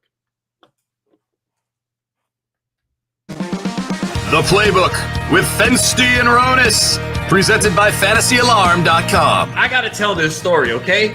So we're out in Canton, Ohio, and we decide to go eat late at night, like after midnight. We decide to go to the Waffle House. Somehow, Fenstey's never been there, even though he lives near it. I'm in New York, New Jersey. There's no Waffle House close by. So if you go to the Waffle House, what are you going to eat more than likely? Pancakes, waffles, eggs, and all that, right? So, of course, our guy Rich, he gets breakfast. I get breakfast. Fenstey doesn't. He's never been to a Waffle House. How do you not have waffles? Like, it makes no sense. Dude, there's a time for waffles. I eat breakfast at midnight. Come on, man. That's the thing. I didn't want breakfast, man. I got like, what was it, like a cheesesteak sandwich or something like that? That's like someone who has never been to IHOP going there and ordering a burger. Who does that? That I wouldn't do. That I would not. That's the equivalent of what you did. Well, I don't even know what you had. I got the steak sandwich, which was steak sandwich at the Waffle House. Never been there, and that's what you get. You're an odd guy, man. You're an I'm not an odd guy. Yes, you are. Can we get a vote? Can we get a vote in the chat, please? I mean, if you've never been to Waffle House and you get a steak wrap, something's wrong with you, right? Don't you have to get waffles and eggs and bacon and all that? It's the Waffle House. Yeah, I hear you, man. It was my first time, okay? Ordering the hash browns was already complicated enough, smothered and covered, and it's almost like it's crazy how much combinations you can have. And I know that everybody's killing me for it right now. And no, to our producers, I don't get pasta at a steakhouse or anything like that. No, Alfredo, that's what he gets at the steakhouse. Do you follow me on Instagram? I'm always on that grill. You know how much I love steak. Why would I go to a steakhouse to get pasta? Because you go to Waffle House to get steak wraps. That's why. I didn't know it was all waffles, bro. I thought it had like a little bit of everything. That's why. You know, I didn't realize they were famous for the waffles. Hey, look. You know, the name of the place is the Waffle House. What else would they be famous for? You know what? That's fine. I guess it's a hot take getting a steak sandwich. As long as it was good, I housed that thing in 10 seconds. Okay, you were never there, and that's the first time. You're not going to try a waffle? Do you admit it was a mistake? I don't really like waffles, man. Better Sports Network. It's sports talk done better.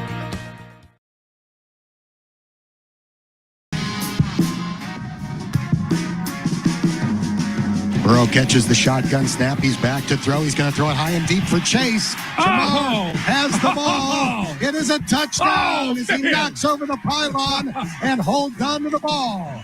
3 drives, 3 touchdowns for Joe Burrow and the Bengals. It was a big Sunday for Joe Burrow, the Bengals, and Jamar Chase. Bengals radio there with the call. They were one of the more fantastic offenses. 35 points, like that's cause for a celebration there. And Ray, because of that, they kind of had the rare accomplishment of the top fantasy quarterback and the top fantasy wide receiver from the same team. So if you did the mini stack, you're feeling pretty good. Joe Burrow, almost 500 yards passing, 481, I guess, to be exact. 3 touchdowns. And Jamar Chase taking us back to last year, Ray, 8 catches, 130 and a pair. So as I noted yesterday, the schedule, they are in the midst of facing bad teams. Ray, the next 3 or 4 weeks could be pretty good for the Bengals. Yeah. By the way, Joe Burrow also had a rushing score. That's 3 straight games with a rushing touchdown, which is kind of nice when you're able to pass like he can pass. And 7 catches, 130 yards, 2 touchdowns, 2 straight games for Jamar Chase. We'll have to worry about his leg issue and hope that that's fully healthy. But yeah, that offense is rocking and rolling after that rough start with all the picks from Joe Burrow. We had some big performances this week. The stats are final, so here are the top 10s. We like to give them to you every Tuesday. Quarterback Burrow, 45 points. Far and away the best quarterback. Andy Dalton was number 2 with 34 points. Mahomes at 32. Jones gets to 30. Justin Fields, top 5, 25 points for him. Herbert and Davis Mills at 22. Garoppolo at 20. Rodgers, Walker, and Murray with 19 points apiece. Running backs, Jacobs and Eckler at the top, 36. Aaron Jones and Kenneth Walker, 28. Eno Benjamin, 23. Ramondre Stevenson, 22. Mostert gets to 20. Etienne, Chubb, and Gus Edwards. A lot of random names there with running backs, Ray, when you see like Kenneth Walker, Eno Benjamin, Gus Edwards, Mostert to an extent, Stevenson to an extent. Are any of those guys 1 week wonders, or are these guys, hey, you'd look at them and say, top 30 the rest of the way. These guys can keep it up the rest of the season. Well, Mostert, obviously, we have to worry about his health. He is the running back there, and will have success in that system just like he did with the Niners, but health. Benjamin, his value is tied to James Conner. When James Conner's healthy, he's the lead back, so you have to be worried about him. And then Gus Edwards is interesting because he's the guy everyone's talking about. He scored a couple of touchdowns, as we discussed on Monday's show. Should have made the move for Gus Edwards last week if you needed something, because he was always coming back and he was going to have a role. Now you're really going to have to pay for it. What's his role going to be this week for an offense that playing 4 days after the last game? Justice Hill fumbled last week, but still looks pretty good. They have Kenyon Drake there. They'll get J.K. Dobbins back at some point. This plus and minus, I think, is kind of what we say about the guys in the top 10 this week. Well, it's probably at least worth verbalizing. You mentioned that game coming up on Thursday for the Ravens taking on the Buccaneers. They did not practice yesterday, but they still have to put out a practice report as to the health of everybody. Edwards was listed as limited. Now, again, you might be saying, how can you be limited when there's no practice? The NFL. That's how you can be limited. We'll see today, tomorrow, kind of what his status is. No report of an injury, but he's coming off the severe knee problem, so we'll see if that holds him back at all this week in practice. Wide receivers, I mentioned the rarity of the top QB and the top wide receiver. I guess it's even more rare. We actually have the top QB and the top 2 wide receivers from the Bengals, because Tyler Boyd was way up there as well with 29 points. McCall Hardman and his 3 touchdowns, 27 points. Juju up to 25. Paris Campbell, 23. Goodwin, 22. Mike Williams, 21. Hopkins, 20. DJ Moore, 19. Finally, Terry McLaurin back in our lives. He, Mike Evans, and George Pickens, all with 19 points. And then we get to the true guessing game, your top 10 tight ends for the week that was. George Kittle on the top of that list. 21 points. Jawan Johnson, number 2 on that list. Then we get Kelsey, Freiermuth, Njoku, Everett, Dulcich. 2 straight weeks for Greg Dulcich. Ingram, Hurst, and Otten. Now, as I'm running through those top 10, Rays, I start to think injuries. Mike Williams, high ankle sprain. We're going to be without him for weeks. And then Njoku is going to miss weeks. So these are 2 guys performing on the high end, wide receiver and tight end, that are going to miss some time with injuries. So a lot of people might be scrambling at not only tight end, but also wide receiver this week on the waiver wire. Yeah, I received a question I think that a lot of people deal with, because we say this all the time. I say it all the time, like 2 quarterbacks unless you have a deep bench. 2 tight ends unless you have a deep bench. If you have Njoku, you can't drop him. It's like someone asked me this morning, do you drop? It's like, you would you drop him, Kyle? I mean, again, if you have to. I'm kind of working under the assumption of like 3 to 4 weeks. Right. That's the assumption I'm working under. If I'm in a 12-team league, I know it's painful, Ray, because he's producing, but yeah, I probably am. To me, the roster spots I want to be devoted to extra running backs. I mean, we've been talking all week about getting running backs and having depth. And we always get the role, I can't have everybody. I mean, I can't. Well, this is one of the decisions you have to make is David Njoku's been good, but we have no idea when he's going to be back. We just don't. And you're holding a roster spot for, honestly, a guy who's had 4 good games in the last 2 years. Now, they've all been in a row. They've all been in the last 4 weeks. Right. I get it. But I like Ray, for Kelsey, for Andrews, okay, I'll break the rule, or an Ertz or a Goddard. I don't know if I'm going to break that rule for Njoku. It's painful, and I guess it would always depend what you're picking up. Right. But I think that roster spot with bye weeks, I'm going to want that extra roster spot. I'm going to want a player who can give me some production over the next month. I mean, he's averaging 6 catches and 70 yards over the last month. There's no one you're going to pick. It's very likely that whoever you turn to won't have a single game of that in the next 3 weeks, 4 weeks, right? So I would really try to hold, because I don't think that Njoku's a difference maker, but his level of involvement in the Browns offense makes him a borderline elite tight end. And the offense, will change when Deshaun Watson is back, and Watson doesn't have a huge history of throwing to tight ends because he likes to stretch the field and to go beyond the sticks and all that. But Njoku's a really athletic guy. So I would try to hold, because, I mean, the Jordan Akins, Tommy Trembles of the world, like these kind of guys we're going to be turning to, they're not going to give you anything. Well, but I know I'm not getting anything from Njoku. And Ray, that's the here versus, the here and now versus the future. Yeah. Like, I am a big proponent of you just got to win every week. I'm not worried about week 12, week 13 right now. It's like, what's going on this week? Mm-hmm. And I'm not going to say it's foolproof. Like, I'm not going to say, hey, you're going to drop Njoku and there's no chance of you regretting it. There's an absolute chance of you regretting it. You could. But, Ray, if I look at my team and it's like, man, I'm shorthanded, I got to get wins. I think a lot of people are sitting there and they're 4-3. They're right on that breaking point. Am I going to be in the playoffs or not? Having an empty roster spot with a bunch of bye weeks coming up, that could be the difference. And could be. You're right, Ray. Probably week 13, week 14, and Njoku's back. He's on fantasy rosters everywhere. He's in the starting lineup. I get it, but I'm worried about like right now. What do I got to do to get the win this week? And I'm fairly certain Njoku's not going to help me for like the next 3 or 4 weeks. And who knows? It could be longer. I don't know. Could be shorter too. I mean, you never know. And that's the agony of what we do. And I hate making, get rid of Njoku. And then somebody comes back and they're like, yeah, but I have an IR spot. Okay, well, maybe you wait to see if he gets put. Like, there's a lot of things that can go on here. But I think people need to understand how critical these roster spots are when you are going to have pretty well guys on bye every week. Like, we're all dealing with it, Ray. I got killed with it last week. I had to make decisions I didn't want to make. I was telling you I dropped Hollywood Brown in the league. I had to. I wasn't going to get anything. And to me, Ray, that's a more difficult decision than dropping David Njoku. I got rid of Hollywood Brown, who isn't going to be around for 4 weeks. Well, I think it's really difficult, too, is the determination of, and we were talking about this on the show yesterday, right? The idea that some people's bench is constructed in one manner and other people's bench is constructed in another manner. Having a bunch of guys on your bench to score 9 points a week makes you feel good, but it doesn't do anything for you. Having the player that becomes a 15-point-a-week player if something happens, that matters. If you're sitting there and Matt Collins is on your team, or Olamide Zacchaeus is on your team, or Russell Gage, or Dante Pettis, or Kyle Phillips, I'm dropping those guys before I'm dropping Njoku.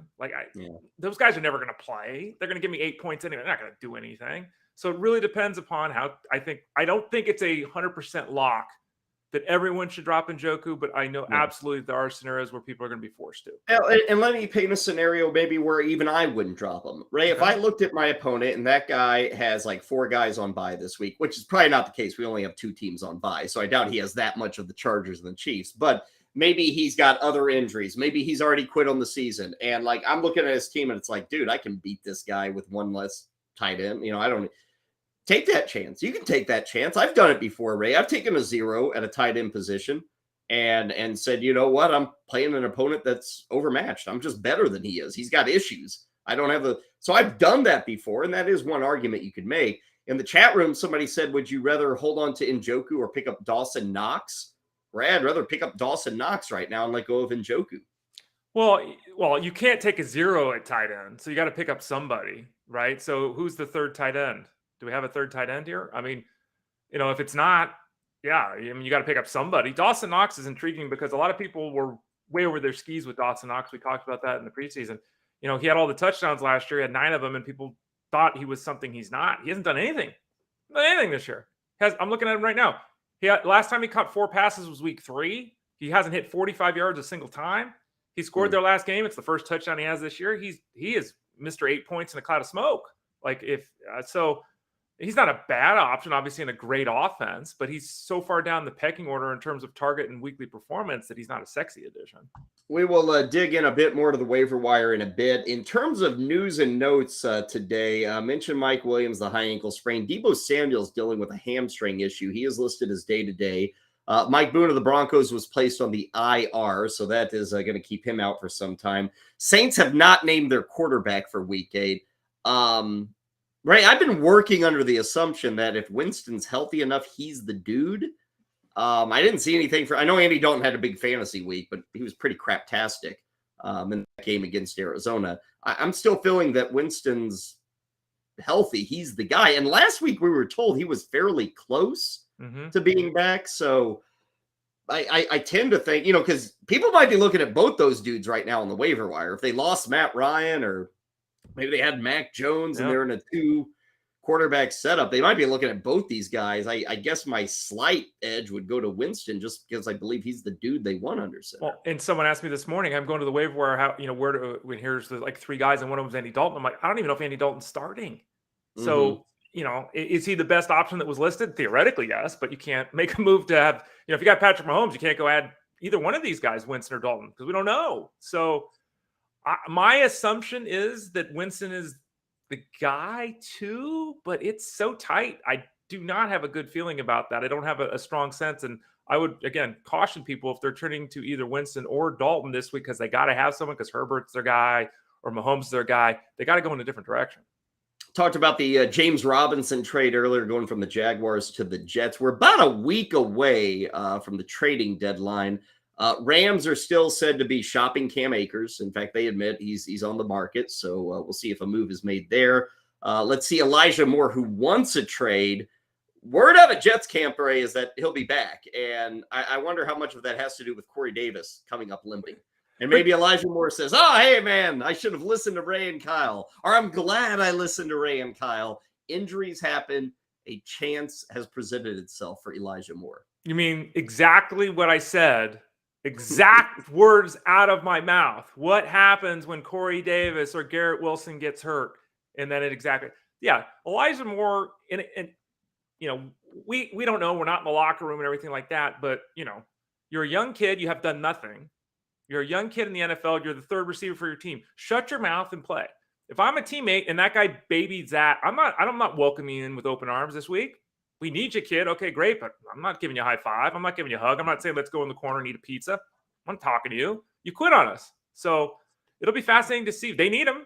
And it was always likely to be a scenario where they would need him, which made his decision so baffling in the first place. Yeah, 100%. Kyle and Ray moving along on Lunch Money. About an hour away from Justin Finsterman joining us to talk some basketball. Kind of get our weekly check-in on all things in the association. Also, Justin coming your way later today at 5 with the playbook. When we are done with 3, you've got Corey Nando and friends headed your way. Want to remind you tonight that Rick Kamla and Lisa Ann, they're teaming up for Bettor Sports Live, and they do have a pretty darn good jersey giveaway, an autographed Trevon Diggs Cowboys jersey. That is at 8 o'clock Eastern tonight, courtesy of GetInTheGame.com as well as Bettor Sports Radio and Network. So stick around for that tonight. And then tomorrow, I think Moose and Keith have another jersey giveaway. They are handing out a Dante Culpepper Vikings autographed jersey. So stick around for those giveaways. We love doing this on BSN, and we got 2 of them in the next day. Tonight, Rick and Lisa giving away that Trevon Diggs Cowboys autograph. And then tomorrow you got Dante Culpepper with the Vikings, an autographed jersey there. We'll take a breather here. When Ray and I return, the waiver wire options at quarterback, running back, wide receiver, tight end. I know you've got questions in the chat room. Send them our way. We'll talk about the possibilities, the bidding suggestions, all of it for week number 8. Some of you doing it tonight, the cool guys like me. Some of you doing it tomorrow, the okay guys like Ray Flowers. Whenever you are bidding, going to want to stick around for our waiver wire thoughts. We'll do it next right here on Lunch Money. Before any of that, let's head back to Duke. He is in the den. I think we've got some European soccer. Big day of Champions League action. So, Duke, what are we thinking as we talk soccer today? Take it away. Hey, good afternoon, bettors. It's your boy Duke back, recovering from that Survivor loss, but happy to have you here on Lunch Money. Happy Tuesday to you. October 25th. Welcome back to Duke's Den, presented to you as always by FantasyGuru.com. I promised you a parlay that cannot lose, a 4.58 unit winner. If you put 1 unit on this parlay, it is going to be a 6-gamer. It is in Champions League. I'll go step by step on what you need to bet in order to win. But before we do that, just a quick reminder, we went 1 and 2 last night on bets. Montgomery goes over his rushing carries total, and of course the under, not even close, 47 points. Miss it by a mile, but we do hit our Chicago Bears +8, and unfortunately we're out of Survivor. Next hour, going to touch a little bit on the NFL waiver wire and do a look ahead to this weekend's college football slate and some midweek action. But today, Tuesday, we have soccer over in Europe. It is Champions League soccer. So when you're putting this bet in, I've heard your messages, Duke. The picks are fine, they're fun, whatever, but I want to win bigger. I'm not trying to win 1 unit. I want to win more than 1 unit. Well, let's parlay some things. Let's get a little creative. Let's look at alt totals for these games. Of course, if you want to see my article previewing this Champions League slate, head over to fantasyguru.com. Use code BETTOR, BETTOR, for 20% off any package. If you're looking for the alternate sports like hockey, soccer, MMA, horse racing, esports, etc., just grab that MVP pass. That gets you access to all that. If you're looking for NBA, we have a pass for that. We still have college football and NFL up there as well. at a discounted price, so check them out. But here's what we're betting for Champions League action today. Again, all my previews and breakdowns are on Fantasy Guru. If you want more detail, go to your sports book, go to soccer. Under soccer, there'll be one of a few options. It could say like Europe. Click on that, and then these games will pop up. It might even say UEFA Champions League. Click on that, and these games will pop up. They all start at 3 p.m. Eastern, and we're going to take some alternate lines. So click into the games and select these. You ready? I'm going to go slow. RB Leipzig, Real Madrid, over 1.5. That should be in like the 20 to 440 range. Celtic, Shakhtar, over 2.5. Under 3.75 for Dinamo Zagreb and AC Milan. Over 2.5 PSG Maccabi Haifa. Under 4.5 Borussia Dortmund Man City. And over 1.5 for Benfica Juventus. It's a lot of numbers. You can always go back and listen on demand if you have that with the Bettor Sports app, as low as 10 cents per day. Or if you head over to Twitter, hit me up at DukeDFS. My DMs are open. Shoot me, pass this along in just like a word format. Good luck. Let's win it. Plus 458. I love it. See you.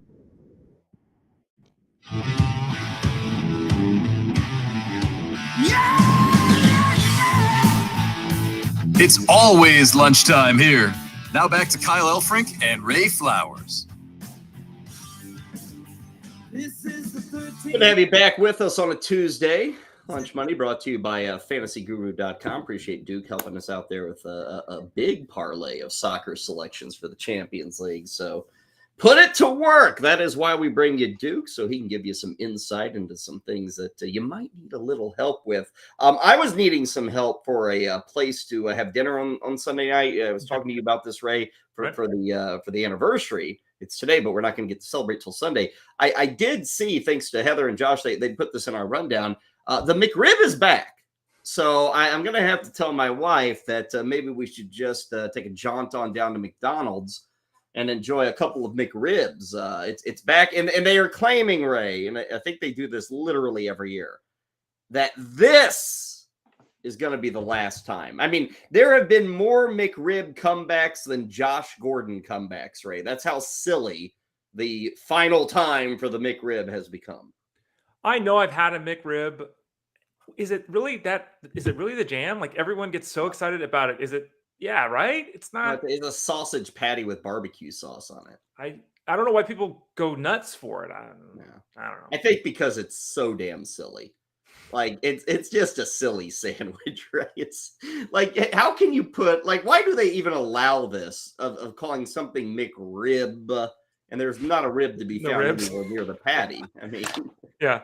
I mean, if you called it McNon-rib, that'd be fine. That'd be better. Call it McRib, and there's no bone. Well, I mean, there might be chopped up crushed bones in there somewhere as beef filler, but other than that, I mean, it should be. I do think, Ray, they cover it in like easily a half pound of barbecue sauce. That's what I remember too. It's drenched. Yeah. Yeah, it's drenched, and pickles, onions, hoagie roll, like all that, Ray. You're starting to speak my style. Like, I'm a big hoagie roll fan.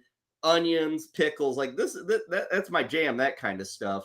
I don't mind sauce. I expect barbecue to be kind of messy. Mm-hmm. But then you get to the actual substance of the sandwich and doesn't really do it for me. Yeah, but then again, just like a bath, I told you I'd try a bath. Maybe I'll try a McRib. Okay. I found, though, I'll probably go there and they'll be like, sorry, we're out. Like they always are now. I had a friend, Ray. He went to McDonald's like 2 weeks ago, picking up some stuff for his kids. Mm-hmm. They were out of fries. How do you run out of fries? I don't know. You're McDonald's, dude. Seriously, billions and billions served, and you run out of fries? You didn't know they were coming for fries? That's pretty wild. Yeah, I've never heard of such a thing. Well, now you have. Anyway, we'll continue to maybe get some ideas together for dinner on Sunday. I don't know if the McRib's going to fly. I don't think it will. Maybe if I did a McRib with a glass of milk. It just came out right as you were saying it. Chris popped it in there, Kyle. Wow, that was like almost instantaneous. Well, he took it he said a glass of warm milk and then a cold bath. Yeah. Sounds like a great took it a little far afield. Yeah, I don't think I'm going that route. Let's talk waiver wire pickups, Ray. And every week we've got new names to take a look at. I said last the best week for the waiver wire. This week's pretty good too. A lot of names now. I don't know if there are any hits here. There's a lot of excitement about Gus Edwards. I'm guessing, the Carter and Robinson stuff in the Jets backfield. McCole Hardman probably has people excited. Marquise Goodwin filling in for DK Metcalf. That's going to have people excited. Maybe this week, Greg Dulcich is got people thinking seriously at tight end. Before any of that, let's start at quarterback. You and I had the news yesterday. We were on air when it broke. The Colts are moving to Sam Ehlinger. Mm-hmm. So that's going to be a name people are looking at. You've got PJ Walker, you've got Dalton, you've got Winston. I would say for all these guys, Ray, this is only something to consider in like a super flex or 2 QB setup. Agreed. I realize like we laugh at PJ Walker, we laugh at Sam Ehlinger. Why would you ever have these guys? You're running into issues if you're in a 2 QB league. You got bye weeks, you don't have Pat Mahomes, you don't have Justin Herbert. I'm going to say, Ray, there is not a season-long call here at all. This would be like driven by the matchup. Even saying that, outside of knowing who the quarterback is with the Saints, I don't feel good about Ehlinger or Walker. Ehlinger is slightly enticing because he does have Jonathan Taylor. He does have Michael Pittman. As bad as the offense has been, it's not a truly bad team. Like, they should have the talent. I could see it kind of happening for a game or two with Ehlinger. He does have the ability to get outside the pocket for what that's worth. I don't think it's long-term, but if it's a true one-off bye week fill-in, hey, I got an injury this week, maybe Ehlinger would be my choice here. Yeah, I mean, he had a great preseason, right? And as you noted, he can use his legs. He's 1,000 times more mobile than Matt Ryan.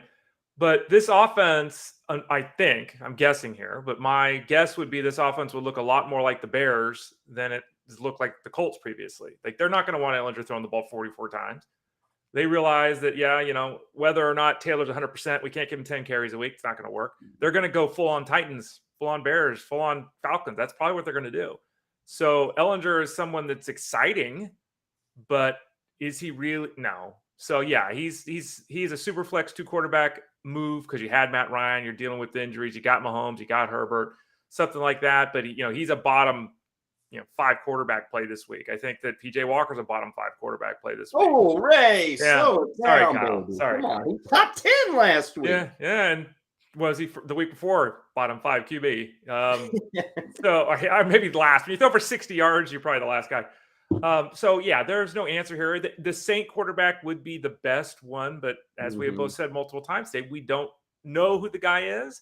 And frankly, with the way they've been utilized, even if they made the decision, this is our guy right now, who's to say after 2 weeks they wouldn't go to the other guy? So that's the problem there, of course. Well, and Ray, they may even go to the other guy 2 quarters in. They might. Like, whether it's Winston or Dalton, that guy gets a start. And both guys are susceptible to picks, bad decisions, those back-breaking turnovers.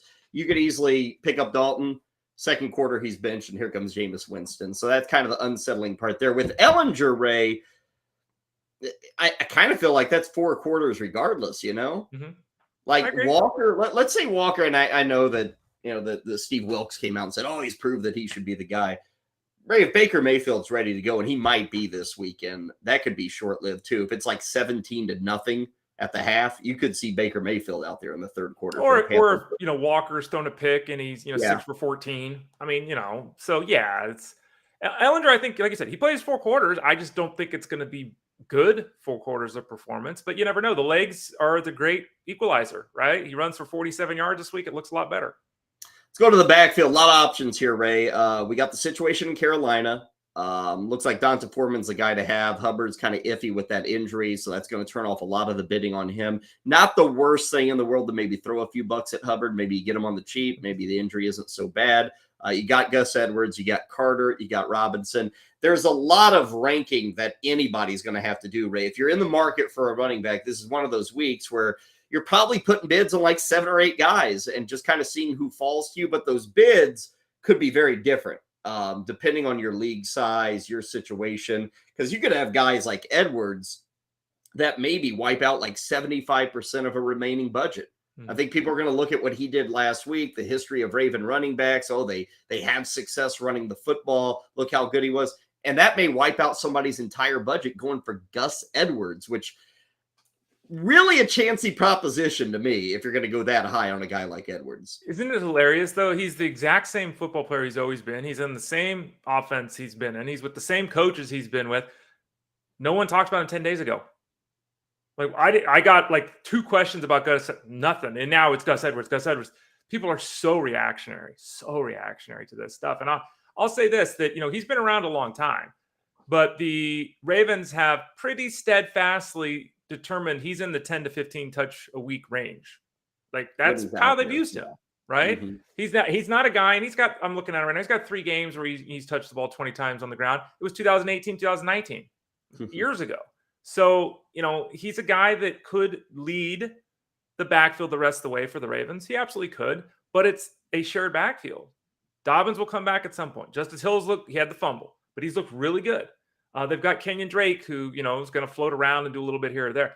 This is not, Gus Edwards to the moon. It's just not. Plus, there's Lamar Jackson who still carries and potentially goal line work too. So he's a good addition, but Gus Edwards should be added with the expectation he's running back 20 the rest of the way. Yeah. If you're adding him expecting more than that, you need to severely retard your bidding point because you're going to be bidding too much money. Well, and if it's RB2, Ray, I mean, that's going to get a lot of people excited to say, okay, I'm wiping out 60% of my remaining budget. Well, again, that's a best case scenario. Yeah. That's the bet. He's not going to be running back 10. He could easily be running back 30. Easily. So, and I'll say this as we kind of rank in tier guys. It's fine to put a big bid on Gus Edwards, Ray. I would put not an equally big, but also significant bids on, James Robinson, Donta Foreman. Maybe they're not in the greatest of situation. Maybe it's not even a situation like Edwards, but I think if you said Edwards has a 65% chance of succeeding, I'd put Robinson at 50, maybe Foreman at 30, as a chance of succeeding, a chance of being an RB2. And if you just measure your bids accordingly, you're probably going to get one of these guys. I don't think you have to say, I must get Gus Edwards because I can't go to one of these other fallback options. The other fallback options will probably save you 15, 20%. Mm-hmm. And you may get a very similar running back with those bids. Yeah, you have to remember, let's just say it's week 8.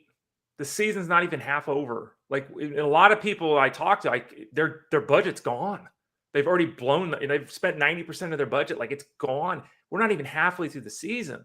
And, it's one thing if you're 2-5, okay, right? If you're 5-2, it's a long year. There will be opportunities. And again, if you'd picked Gus Edwards up last week, it would have cost $1. If you picked Donta Foreman up last week, it would have cost you $1. I did that in the league, right? I had 2 weeks ago when the stories about Christian McCaffrey were. You've got to be proactive with how you do this because what you end up having to do in the backfield is overreact. I would say this. I think that it's extremely likely that Gus Edwards, of all the names we are talking about, is the one people are going to spend the most on, which makes him the likeliest of the group to fail to live up to expectations. Yeah. Well, and for some people out there, we hear this all the time, the number one waiver priority. Mm-hmm. And Ray, I will say quite simply, if it's just a priority thing, I'm going Gus Edwards over James Robinson.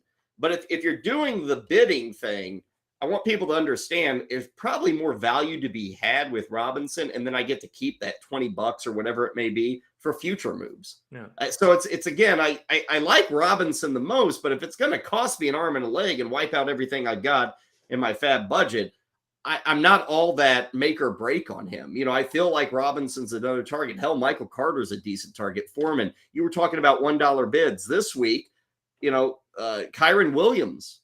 That's a $1 bid that people should be thinking about. Absolutely. He's the backup with the LA Rams. He's behind Darrell Henderson. Henderson has had trouble staying on the field. Mm-hmm. So Kyron Williams would be kind of my cheap, let's get this guy for $2. Mm-hmm. I feel like everybody with all the attention on Robinson and Edwards and Foreman, Ray, they've kind of forgotten about Tyler Algier, who got a lot of work for Atlanta. And we talked about that offense. I mean, all they're going to do is run, it looks like, in Atlanta. So there's probably a spot for Algier, and he's going to cost you an eighth of what Gus Edwards is going to run you in auctioning this week. Yeah, and again, Gus Edwards has a ceiling that some of these other guys may not have that I'm going to list here. But Kyle's right. Tyler Algier does not profile appreciably differently. Less touchdown upside, but Ravens have more guys to score touchdowns too. So even though the offense is better, there's a lot of guys that could eat part of that pie. Gus is not overly different than Latavius Murray or Melvin Gordon. It's not. It's not overly different than Antonio Gibson. It's not. And so, Donta Foreman, who you mentioned, these names, there's a, I'm trying to find the right way to say it. If you're talking priority and you want to pick up Gus Edwards first, like Kyle said, that's fine. But when you start talking about having to spend 25, 35, 50, 75% more to get him, it's just not the right way to do it. Unless you feel uber confident, you think Kyle and I are wrong, or your team is, 6-1 and you haven't spent any fab money all season long and you feel like this is a move to make, right? There's scenarios where you could, but I would much rather Kyron Williams, give me him for $3. You go spend your 53 on Gus Edwards. I'm totally fine with that. Yeah. We got a question in the chat room, Ray. And since you're the president of the Damian Williams fan club, is he going to be back this week, or are we still MIA on Damian Williams? Have you seen a story? I haven't seen any report. Nothing. And so that's extremely, by the time he comes back, it sounds like Patterson's going to be back. So I guess I'll never be proven right or wrong because I'm not going to be given the opportunity. So this was supposed to be a relatively minor thing, and it's dragged on and on and on. And I have not seen an official report that gives us an ETA that I feel confident with. So I'm going to say no. Going to wide receiver, Ray, some, serviceable names here coming off big weeks. Goodwin up in Seattle, Hardman with Kansas City. I've noticed in a lot of leagues, a guy like Donovan Peoples-Jones is still out there. And he has been targeted like crazy by Jacoby Brissett. I think it's like 7-8 targets almost every single game for Donovan Peoples-Jones. We got the injuries in New York and maybe Braxton Berrios, who literally every time I see Braxton Berrios, Ray, I think I'm watching a Pee-wee football game. Like, that guy can't be taller than 5'5". It's just crazy. And he seems to always get lit up on the tackles too, right? Yeah. 5'5". Van Jefferson, there's some excitement there with his return, or we assume he's going to be activated this weekend. So at wide receiver, this is a spot. I'm even seeing Paris Campbell. We got one in the chat room. I can still get Paris Campbell. There's a lot to take a look at wide receiver this week as well. Yeah, be careful with Hardman because you're going to have to overpay because of the touchdowns, and they're on a bye this week. So be careful with that. The Campbell one, again, Campbell's seeing double-digit targets the last 2 weeks because Matt Ryan's thrown it 40 times. Matt Ryan's no longer the quarterback. They're not throwing the ball 40 times. So Campbell could go very quickly back to the 4 or 5 target, 3 catch guy. This week, very quickly. Mm-hmm. So you can't be bidding on Campbell's numbers. You have to be bidding on his role, which means you probably aren't going to be the person to get him because someone's going to spend wildly not figuring this out. Donovan Peoples-Jones is extremely intriguing. And I've even said this, it might've been on the show with Jeff on Sirius. A couple of weeks ago, I said, look, but can Donovan Peoples-Jones be a league winner this year? I think he might be able to be. And look, hear me out on this. He is a field stretching deep threat talent. What does Deshaun Watson do? He throws deep. What does Deshaun Watson do? He always throws it to Will Fuller. He doesn't have Will Fuller this year. He's going to have Donovan Peoples-Jones. And right now, Peoples-Jones catching 4 passes for 50 yards or whatever. He's giving you 9 or 10 points each week, which is passable in bye weeks and injuries. But when Watson comes back, that might be 5 for 90 and a touchdown kind of stuff. So if he's on the waiver wire, I would be extremely interested in adding Donovan Peoples-Jones. Yeah, we've got some questions in here about a lot of receivers like, Darius Slayton, Paris Campbell, what to do with Rondale Moore. I think this kind of gets to the level of tight end, Ray, where I always say, hey, you pick a tight end, give them at least 2-3 weeks. Give them at least 3 weeks, honestly. Let's see what we're getting from these guys. When you start to look at these receivers, if you're going to play this game of going from the likes of Slayton to Campbell to Moore to whomever it may be, Braxton Berrios, all these guys, really the only edge I feel with these guys, Ray, is if you look at the schedule and it's like, oh, wow, the next 3 defenses are all bottom 8 in the NFL against the pass. And even then, that's no guarantee. Like, all these guys, to me, are wide receiver 5s or 6s. So it really comes down to, well, who's got the schedule that favors them? And unfortunately, I can't sit here, Ray, and process, 4 or 5 receivers and look at the next 3-4 weeks and give you like a certifiably great answer. But I would just say, look at those matchups, look at the scheduling. There's a couple of questions in here, Ray, about Hunter Renfrow. I still have some faith in Hunter Renfrow in a PPR setup. Now, his season has been one that just hasn't gotten rolling. There's been injuries, there's been concussions. You're kind of working in the new offense with Devontae Adams. They've embraced the idea of Josh Jacobs. to me, Renfro is still one of these guys. As long as I'm in a PPR setup, I like him over Slayton. I like him over Campbell. I probably even like him over like a Rondell Moore. I still have a little faith in Renfro having a good 4 or 5 games remaining this season. I know it's been a bust thus far, but I think as long as I'm in that PPR, I can still get a return on that investment with him. I'm not a Renfro guy. I think that he was wildly overdrafted this year because people saw the 100 catches.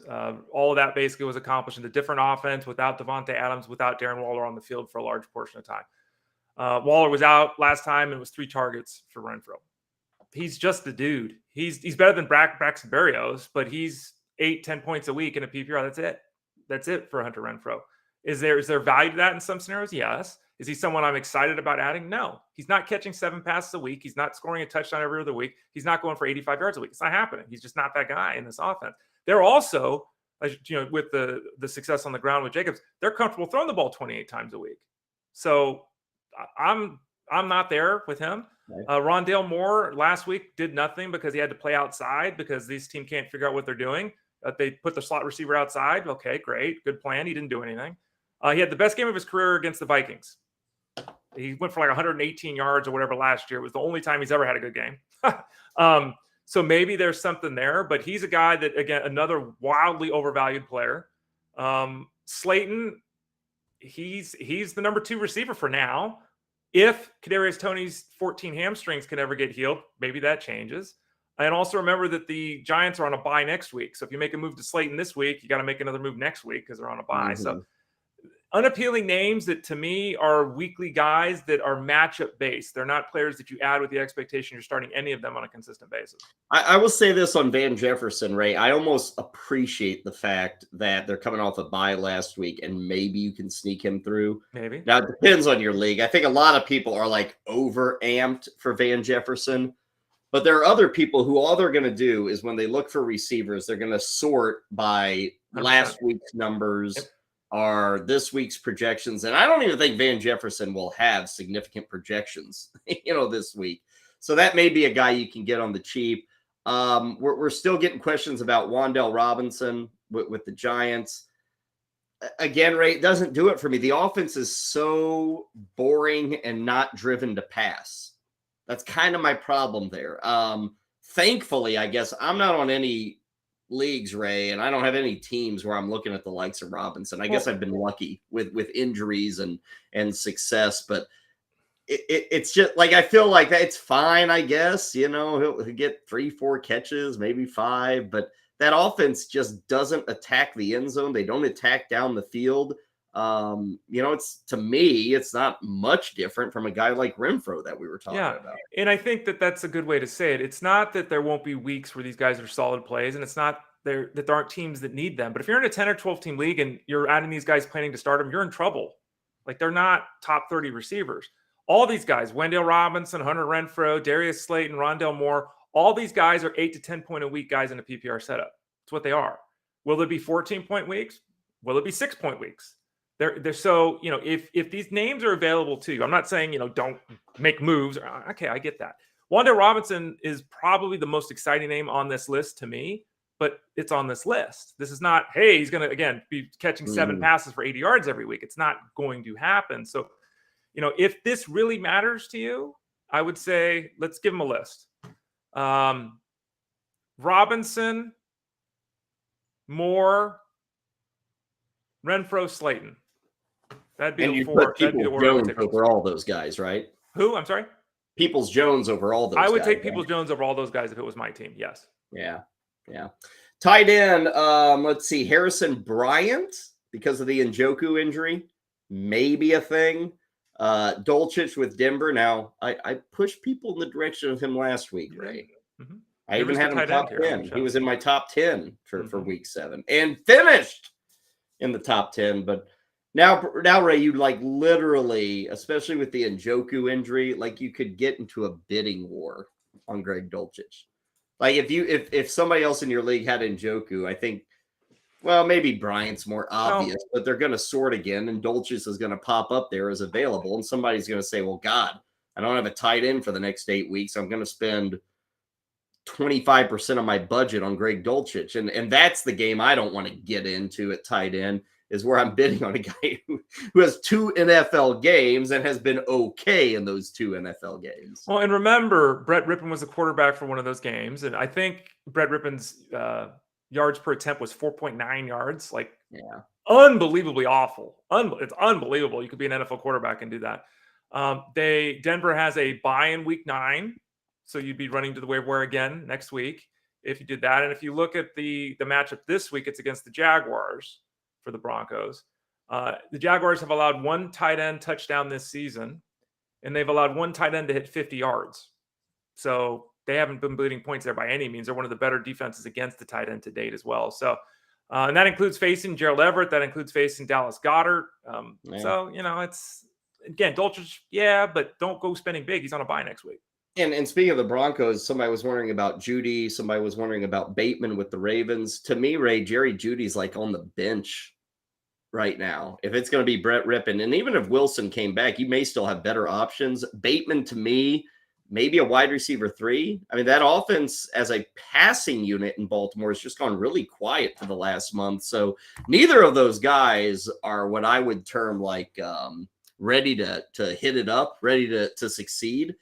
They still have a place on a fantasy team, but neither guy has me excited at this juncture. And really, there's not a whole lot of excitement at all in Denver. I mean, it's totally dead, Ray, with injuries, with no Russell Wilson, with what we've seen through the first 7 weeks. So Jeudy and Sutton, they've been huge disappointments. I'm not dropping them. I would still play Sutton, but Judy's probably going to the bench right now in fantasy leagues. The Jeudy one depends on your setup. If you're starting 2 wide receivers, he's not a starter. If you're starting 3 and you're in a 10-team league, you're starting 3 in a 14-teamer, you're still starting them. So it depends. I would start Jeudy and plan to start Jeudy over Bateman if I had to make the decision between those 2 guys. But neither one is a comfortable play. You're totally right about that. The Denver situation is muddled. Quarterback situation. The Ravens don't, go look it up, folks. The Ravens don't throw for 220 yards. Lamar Jackson is throwing to 3rd-string tight ends instead of his all-world Mark Andrews. The passing attack is a mess. Mm-hmm. And while, Bateman's got the skills, and we've seen that, we've seen him flash 50-yard catch here, great reception. He can do things. He's hoping, he's praying to get 5 targets, So, you play him if you have to. And again, there are certainly scenarios where both guys will be in lineups this week, but there are also a lot of negatives too. In terms of defenses, I'll just point out 2 games. We've got Washington against Indy. Both those defenses are in good spots. And we have Atlanta versus Carolina. Both those defenses are in good spots. So that gives you 4 pretty bad defenses, but they're also against pretty bad QBs. So you might take a shot there. Quick question about Jameson Williams in Detroit. He's the rookie out of Alabama, had that knee injury in the national title game. Ray, wondering about his return sometime in November, I guess, is the hope. I want to emphasize is the hope. Because, folks, you got to understand, this guy's a full-blown rookie in an offense that's probably okay with other receivers, and he's actually been rehabbing for like 6 months now. He hasn't been on the field. So this idea, Ray, and I know a lot of people did that on draft day of stashing him on IR. It didn't make any sense to me then. I'm not expecting big things when he's back. I'm just playing the odds here. The guy hasn't been playing football in almost 10 or 11 months. He's been going through his first severe rehab of his life. He's never played in the NFL. Let's understand what he's up against here in terms of, I'm going to bring him back in November and he's going to start for me. There's about a 10% chance of that happening and succeeding for fantasy owners. Yeah, there's a report from last week. Jeff Risdon of USA Today said that he's not ready to return from the injured list to start that 3-week period of time where they could activate him. Dan Campbell said last week that he's turned a corner last month, so he's improving. And that this is a quote, pretty optimistic that he would play this season. Well, okay. I mean, that's not so. And again, and I said it flippantly, but Jameis, unless you have an IR spot, he's irrelevant. He's irrelevant in fantasy football. We've got Amon-Ra St. Brown, who didn't have a concussion. Okay. He's their guy. Josh Reynolds has played good football. They had Khalif Raymond step up. They've got DJ Chark, who eventually will come back from the ankle issue. Jameson, I mean, he's behind Tom Kennedy. I mean, like, he's their 6th receiver, and he's injured. We don't have a target date. I could care less unless I have an IR spot or I'm in a keeper league. Take a breather here. When we return, we will enter the 3rd hour. I guess officially we've already entered the 3rd hour, but we got a busy 3rd hour. We're going to talk collectibles. We're going to talk hoops. We got the lunch hunch. It's all coming your way right here on Lunch Money. It's part of the Bettor Sports Network. Collectible moments. Everybody up here at U.S. Cellular.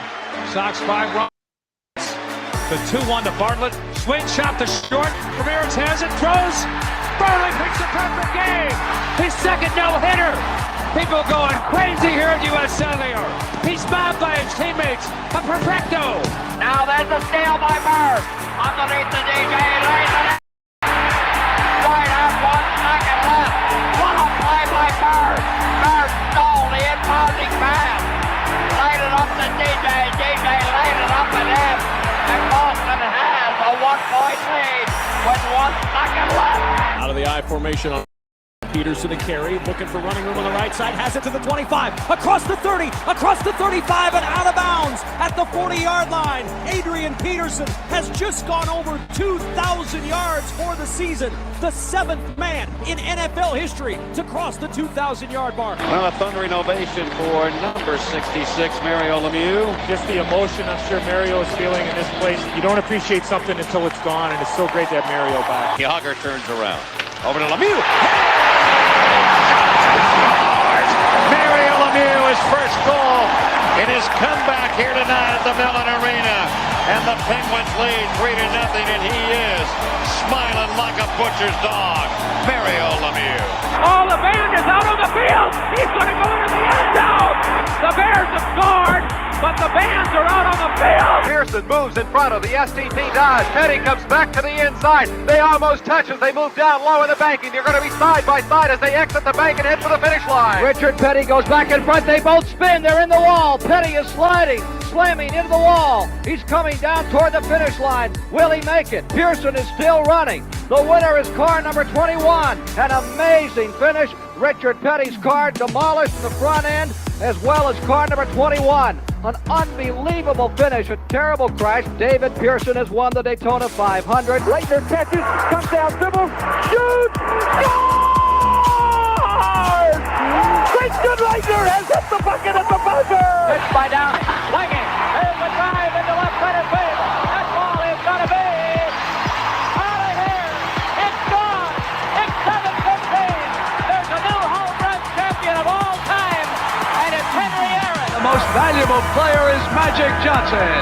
42 points, 15 rebounds, and 7 assists. He starts at center, plays forward and guard, and leads the Los Angeles Lakers to a world championship 123-107 over Philadelphia. Whether you collect sports memorabilia, fantasy championships, or winning bet slips, talk about it on Bettor Sports Network.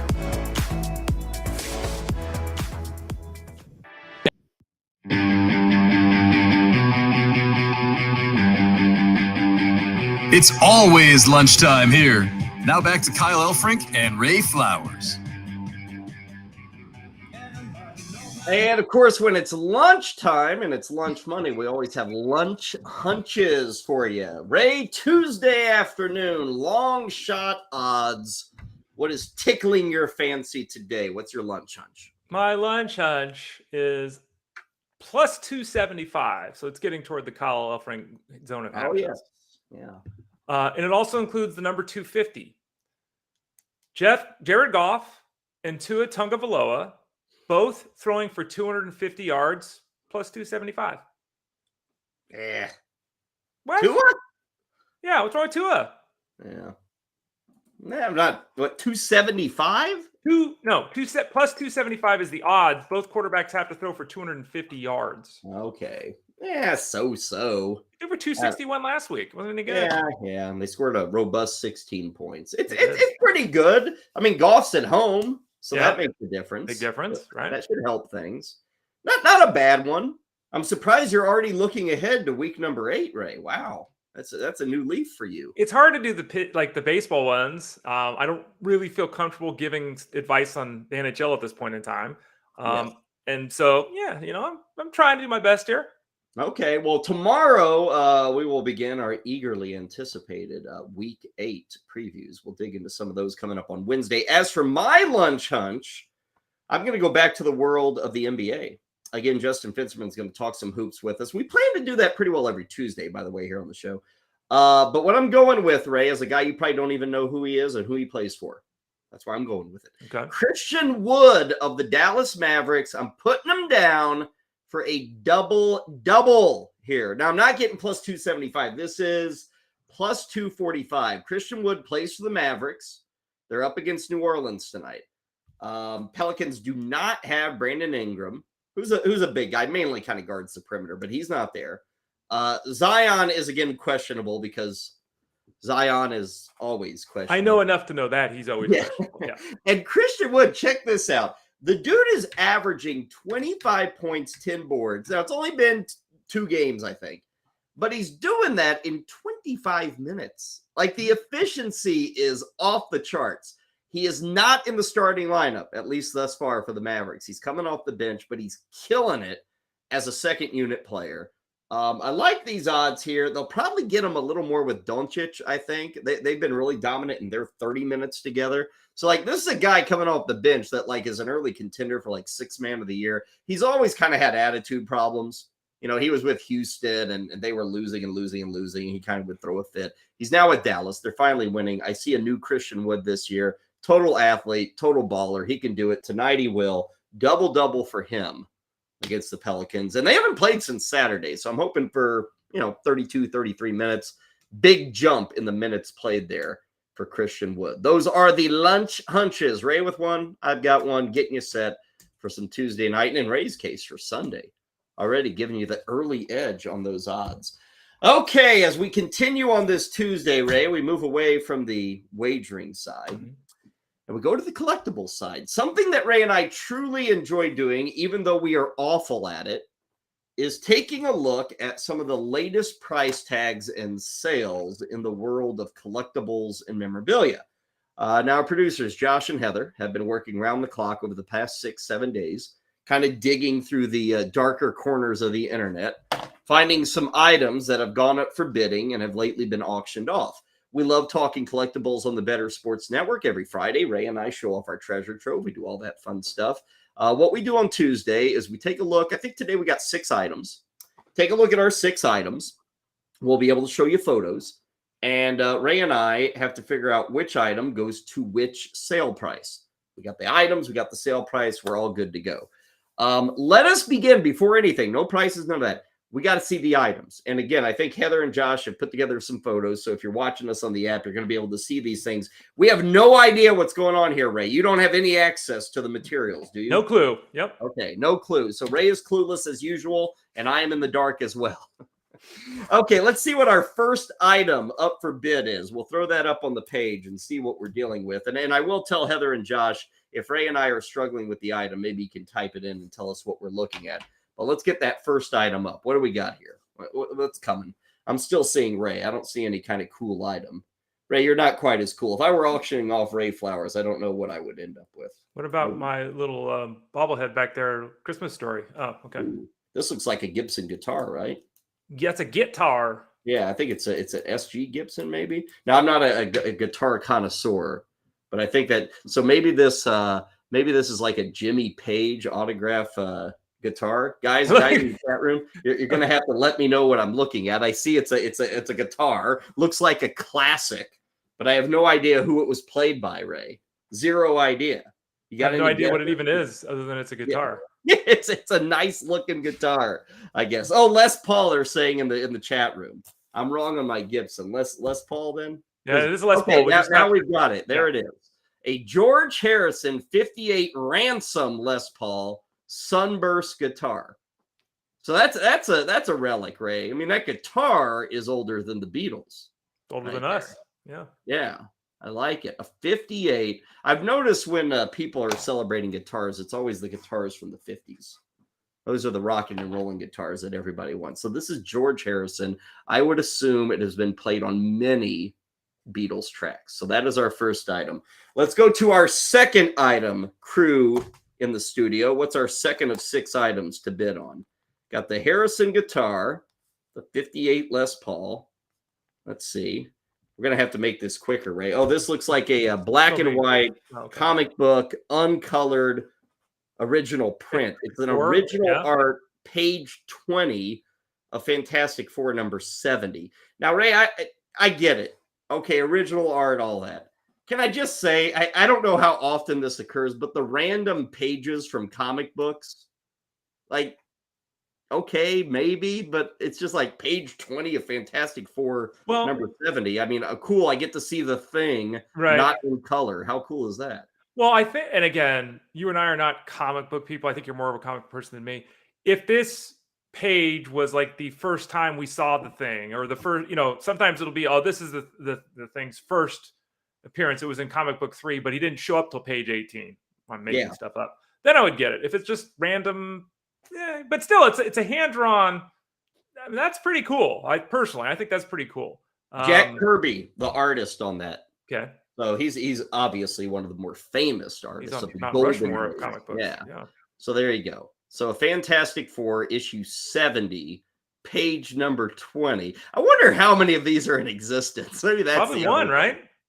Well, I mean, like, is the whole issue available? Oh, yeah, are there 32 pages from number 70? Yeah. Gotcha. Yeah. Probably not. I don't know. Okay, let's go to our third item that is up here as we try to figure out the price tags for various collectibles. Item number 3. We're waiting and waiting. It's a witch. It appears to be a young witch. What's that say? Image by Heritage Auctions. Okay, so it had recently been auctioned. It looks like it might have some sort of numbering aspect to the top of it, Ray. There's a black cat I'm seeing poking its head out there. Yeah, this is Kiki's Delivery Service production cell. Now, am I an idiot, Ray, to say I've never heard of Kiki's Delivery Service? I know less about that than I do European football. No idea. Must be something, Ray, from like the 30s or 40s. Well, no, it could it be from? Is it like a manga? It looks like it's an Asian art, but I have no idea what that is. Kiki's Delivery. Why don't you look that up, Ray? Check out Kiki's Delivery Service. I'm going to need some background into this. A production cell. Okay. I'm learning with art, Ray. It's never like the actual art. It's like leading up to the actual art that people like. It's an animated film from 1989. Oh, really? Adapted from a novel from 1985. It won. Is it fair for me to say I don't care? Like that's what I think, right? It won an anime Grand Prix prize. Oh wow, those are really hard to come by. Impressive. Walt Disney produced a English dub in 1997. Yeah, none of this is enticing to me at all. Is it enticing to you, Ray? It made $42 million. Only cost $7 million. I have no idea what this is. 13-year-old witch Kiki leaves her house with her black cat Gigi. What's that? 13-year-old witch trainee Kiki leaves with her talking black cat Gigi. So there is a little black cat there. Yeah, that's Gigi. This is doing nothing for me. Okay. Yeah, but directed by the Walt Disney of Japanese animated films. Okay. There's a market for everything, right? that was flying right over my head. Totally over my head. Okay, so we've got the guitar, we've got the uninked original drawing, we got the Kiki's Delivery Service production cell. Let's see what number 4 is on the chart. What do we got here? Number 4. Uh-oh. Wow, some kicks. Now, I'm not gonna. Those look Is these Sean Kemp's? No. Yeah, we already got it. Did we? Oh, Kobe Bryant. 98 Kobe Bryant All-Star Game Crazy 8 game-worn sneakers. Woo! They come up with some titles here. Now, those aren't the ugliest things I've ever seen, Ray. Back in the late 90s, they put out a lot of ugly-looking stuff. I still think a lot of the basketball shoes that come out today are fairly ugly. But, man, the game-worn aspect here. 1998, would that be Kobe's first All-Star game? I don't know. Would it be? I'll look that up. I would say, he would have been like 20, maybe 19. So that may have been his first All-Star game in 98. And these would have been the shoes, Ray. 98. Let's see here. That was his second season. Well, it was his third season, I guess. Okay. Why is this telling me he made 100 All-Star teams, but it doesn't have the dates of the All-Star teams? Why? You're supposed to just accept it, Ray. That's what you're supposed to do. This is different. I'm on basketballreference.com. It's set up different than.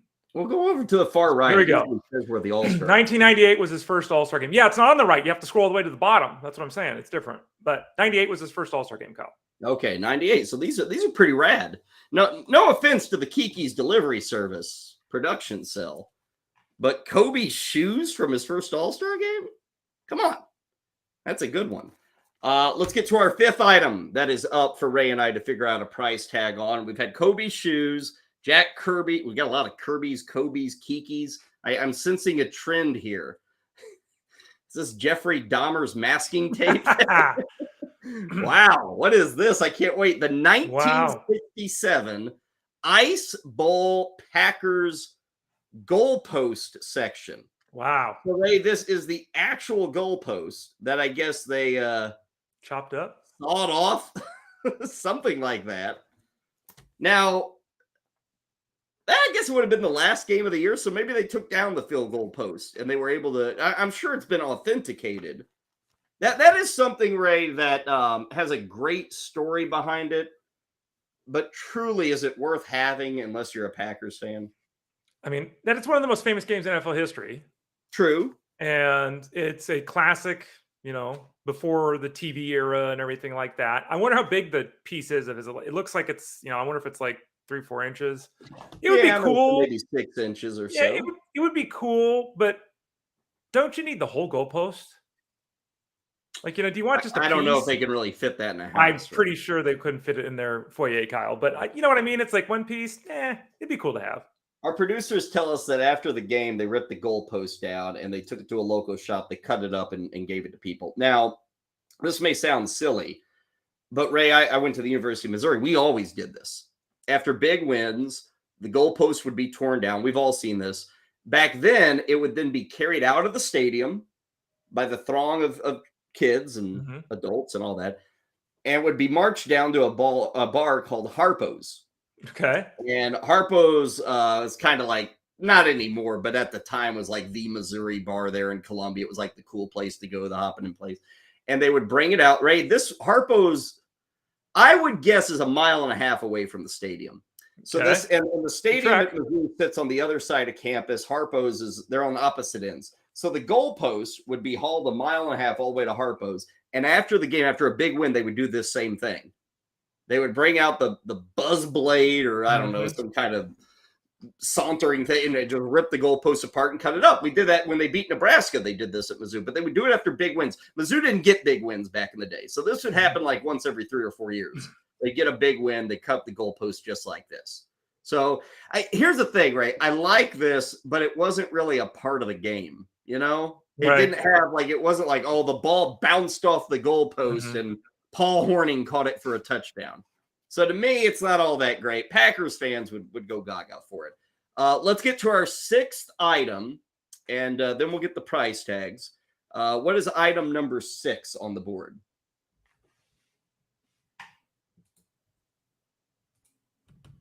Looks like a Willie Mays 52 Burke Ross rookie card. You can see, Ray, the New York Giants hat there. Yes. A lot of people may not realize that he actually started in New York. It is one of 6 cards of Mays that is known to exist from this set. And it looks like it has a grade of 9. So, Ray, this is a super sharp one. It's a smaller card, too.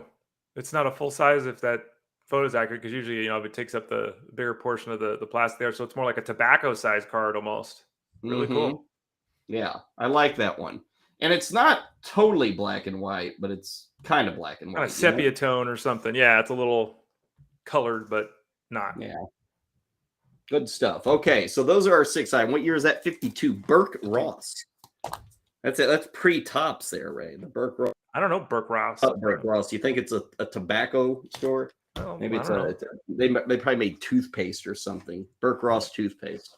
Okay, now guys, back in the studio there, I am having all sorts of issues trying to get to this document that shows price tags. Like, can I just say, Gmail, you've screwed up everything with changing your setup. Can I just say that? It's awful. Terrible by you guys at Gmail. Anyway, so I don't have the price tags. Ray, do you have the price tags in front of you? Or are you able to access this thing? The Burke Ross cards are 2x3, manufactured by the Burke Ross Company in New York. Let's see if I can view this. I do have prices. Okay. Give me I can't get to the prices of the document. So what prices? Let's write these down so we can start matching them up. 312,500. Okay. 27,000. Okay. 11,100. Okay. 28,800. 28,800. Again, Gotcha. another one of these 28 and 27. You guys are making and nothing $1 million yet, though. Nothing $1 million. 40,800. Okay. And then $73,716. Okay, I just rounded all these, so bear with me. Now, Ray, there is only one of these that is over $100,000, and it's 312,000. Right. One of these items. Now, I look at this, and the only one that I think, well, the baseball card thing rises to a whole nother level, doesn't it? If there's only 6 of them known in existence, it's Willie Mays, it's 1952, it's got a grade of 9. I'm kind of thinking that's 312. Not the Kobe shoes. I look at these other price tags, Ray, and I say of all the cool things, the Kobe shoes are the coolest, but for whatever reason, and there's only one in existence. It's like one of the greatest players of all time. It's first All-Star game. But the card market is so damn hot that I think it has to be 312. It is hot, and there's only 6 of them in existence in the 72 card set. But both you and I, I never heard of Burke Ross, and you and I were both involved with cards for a long time, and the market is insane. It's Willie Mays. Okay, but I'm still thinking it's the shoes. You think the shoes are 312? Well, I was gonna say the George Harrison guitar. Or the guitar. Yeah. I mean, we got surprised by the Bill Russell ring. Remember the Hall of Fame ring was more than we thought. A lot of people don't care what Kobe Bryant did off the court, so the guitar. I wish I knew more about the guitar. Because the guitar could be the one. The lowest price tag we have here is 11,000. You think that's the field goal post? I would do that. Yes. Yeah, I think that's just too random. So I'm going to go 11K on that one. Yep. Like that's a very defined, distinct market, and I just don't think it rises to the level of anything. That Kiki's production cell. Now again, a very famous Japanese animation artist, Ray. 40,000. You can get cells of movies all over the place, but they can be extremely expensive. Maybe that's in the 20s then. Right? That could be in the 20s, 27,000, 29,000, right about there. Yeah, I think it's one of those two would be my guess. Okay, so we got one of them going there. The Jack Kirby uninked page, original artwork, is that the other one in the 20s, you think? Look at Ray. He is really thinking this over. I am. Ray is really crunching the brain cells when he lifts his arm over his head. I know, right? Now this is what you can't see when you don't have video of us previously. Goodness, Kyle, I have no idea. Okay, well, I'm going to go here. I got to make some decisions here, okay? So let's go Willie Mays 312. I don't think that's right. You don't think that's right? I think it's the guitar or the shoes. Okay, guitar 312. I can see on the guitar 312. Okay. My problem with that guitar, Ray, is over the course of his career, there's a lot of George Harrison guitars. Well, and I don't know what songs were done with that, right? Yeah, that's my problem with the 312 on that. I'll give you that, though. We'll go with you. So Les Paul 312. We got the Ice Bowl 11K. I got to put this card at 73, right? Over the shoes? Yeah. Okay. 73. Shoes at 40, huh? You think so? That would be the yes of what's left. Yep. Ice Bowl 11K. Now we're down to the 2 artist things. Production cell, like you said, let's go 27 there, and let's go Jack Kirby 28.8, whatever the number was. Okay, so that's our final answers, Ray. We got George Harrison, the guitar, 58 Les Paul, 312,000. We've got the Kobe Bryant All-Star shoes, game worn, 40,000. Willie Mays card, 73,000. The production cell coming in at 27K. The Jack Kirby page, 28.8. Is that what we got? Do you feel Sure. strongly about you want to switch the Kobe and the Willie Mays? I think we should, but that's me. Okay, let's switch it. Okay. Today I'm going to sign off on you. I haven't Okay. worked too well in the previous few weeks, so we're taking Give the it a shot. Burke Ross to 40. We're taking Kobe to 73. Okay. Okay, so now we'll have Heather and Josh tell us what we got. Let's start with the price tag on the George Harrison guitar. This is the one where Ray and I said $312,000. Heather and Josh, what's our number for that guitar? What's the price tag we're looking at there? George Harrison. We are correct. Wow. Okay. Good job, Ray Flowers. See, I listened to you. If fantasy players would just do the same, right, they'd be right, just like I was right there. Right. Okay, so we're 1 for 1. Now we have found, Ray, in weeks past, we're always good at the first one. We start strong. Yeah. Yeah, we're usually very solid at figuring out which one costs the most. So that's 312. Let's go to the Kobe Bryant shoes. Kobe Bryant shoes. We chose $73,000. Is that correct? Incorrect. Sorry, Kyle. Ray, I'm going to regret all the kind things I said about you. If take them all back. Well, we might as well go right over to the Willie Mays card. Willie Mays, $40,000. Are we correct or incorrect? The Willie Mays 52 Burke Ross card is incorrect. Uh-oh. This is trending in much the same direction as our previous collectibles segments, Ray. It is. Let's try to get one right. Okay. The Ice Bowl field goal post. The Ice Bowl field goal post, 1967. We said $11,000. I hope to the heavens that this one's correct. Got to be correct, right? Come on. Okay. Give me this. We got Boom! It. Ray, we got 2. That's a record now. Ties the record. Yeah. Okay, so now we're down to the comic books. Now, Ray, if we get these 2 comic books right, and the production cell, I guess they're not both animation. If we get these 2 correct, Ray, it is very likely we will have flip-flop Kobe shoes in the Willie Mays card. Now, we may be entirely incorrect, but I just want you to know the history that we could have made if you would listen to me. If I listen to you, because that's what you said, right? Could have made. The production cell, the Kiki's Delivery Source, a movie we've never heard of, but we're told it's quite popular. A production cell, Japanese animation, the Walt Disney of Japanese animation. We have gone with $27,000, the one that was $27,000. Are we correct on that? Incorrect. Are we at least correct on Jack Kirby? The original artwork, Fantastic Four, issue 70, page 20. We said 28.8. Is that one correct? Yeah, okay. We got it. We got 3 at least. All right. Yeah, 6 is good, Ray. We're doing well. Yeah. We're doing well. So we got the Jack Kirby 28.8. We got the George Harrison guitar 312. And we got the Ice Bowl field goal pulse 11K. So we missed the 40, we missed the 73, and we missed the 27. I'll tell you what, we'll take a break here because we're going to come back, talk some NBA with Justin Finsterman. During the break, we will figure out where these last guys went, what the price tags were. Big thank you to Josh and Heather, getting the images, getting the price tags. We will figure out how close we came.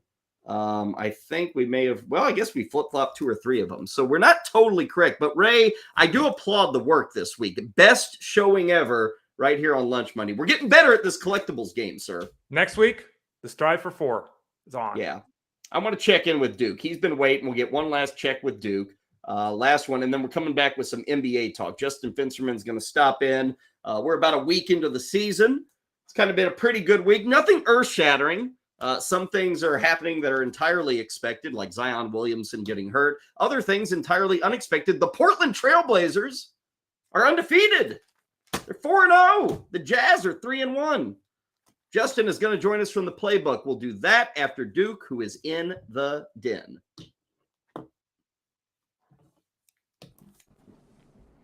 Good afternoon. Back and better than ever. Hour 3 here on Lunch Money. Welcome back to Duke's Den, presented to you at group.com. Let's get after it here. We got 2 NFL waiver wire coming up. I do want to talk about a few players that I'm looking at to target and one I'm looking at to fade. And, of course, at the end of this little segment, I'll preview some action on college football Saturday and Thursday. I have a 3-game parlay that I really like. That's minus 117 odds. So stay tuned. But first, let's talk about the Lions running out of options here. Amon-Ra St. Brown leaves the game with a very tricky situation. The effects repeated damage to the brain, so we have to be very careful with this. Ironically, they're playing the Concussion Kings, the Miami Dolphins, on Sunday. Typically, they're out 7, 8, 9, 10 days, so really we need to keep an eye on this practice report.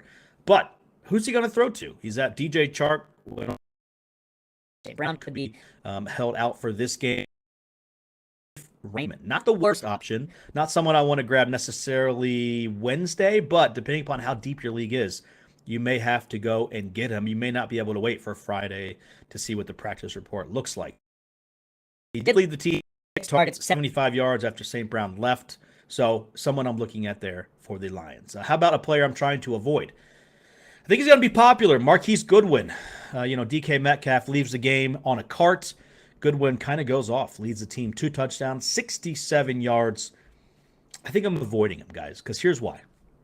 Realistically, Tyler Lockett, even Will Dissly are going to see an uptick in targets. Those are great options if you have them already, not someone I'm necessarily trading for. How are we going to count on Marquise Goodwin? We've never been able his entire career. You have to go back to 2017 with the Niners, where it was basically his best year, and he still didn't crack 1,000 yards. And by the way, the 2 touchdowns he had on Sunday eclipsed each of the last 2 years' total production. It's just 1 touchdown in each of those seasons. Good game. Let's slow down. This guy is going to be very popular. One player I'm targeting, he's going to be expensive. Jones. Rodgers visibly upset with the play calling on Sunday. 0 balance in that offense. Rodgers throwing the ball 35 times. Just 12. 2 stud tailbacks, but only 1 is the bellwether guy. That's Aaron Jones. He did have 9 receptions for 2 touchdowns. It's not going to come cheap, but as the weather turns, that's someone I'm targeting. Unbelievable slate on Saturday for college football, but I'll give you one bet for now, and then we'll give you some more as the week goes on. Starting Thursday, I like Utah against Washington State. I like Ohio State and Happy Valley. Crazy that's not a night game. See, I think they're for real. So Utah, see, that's minus 17. Good luck and adios.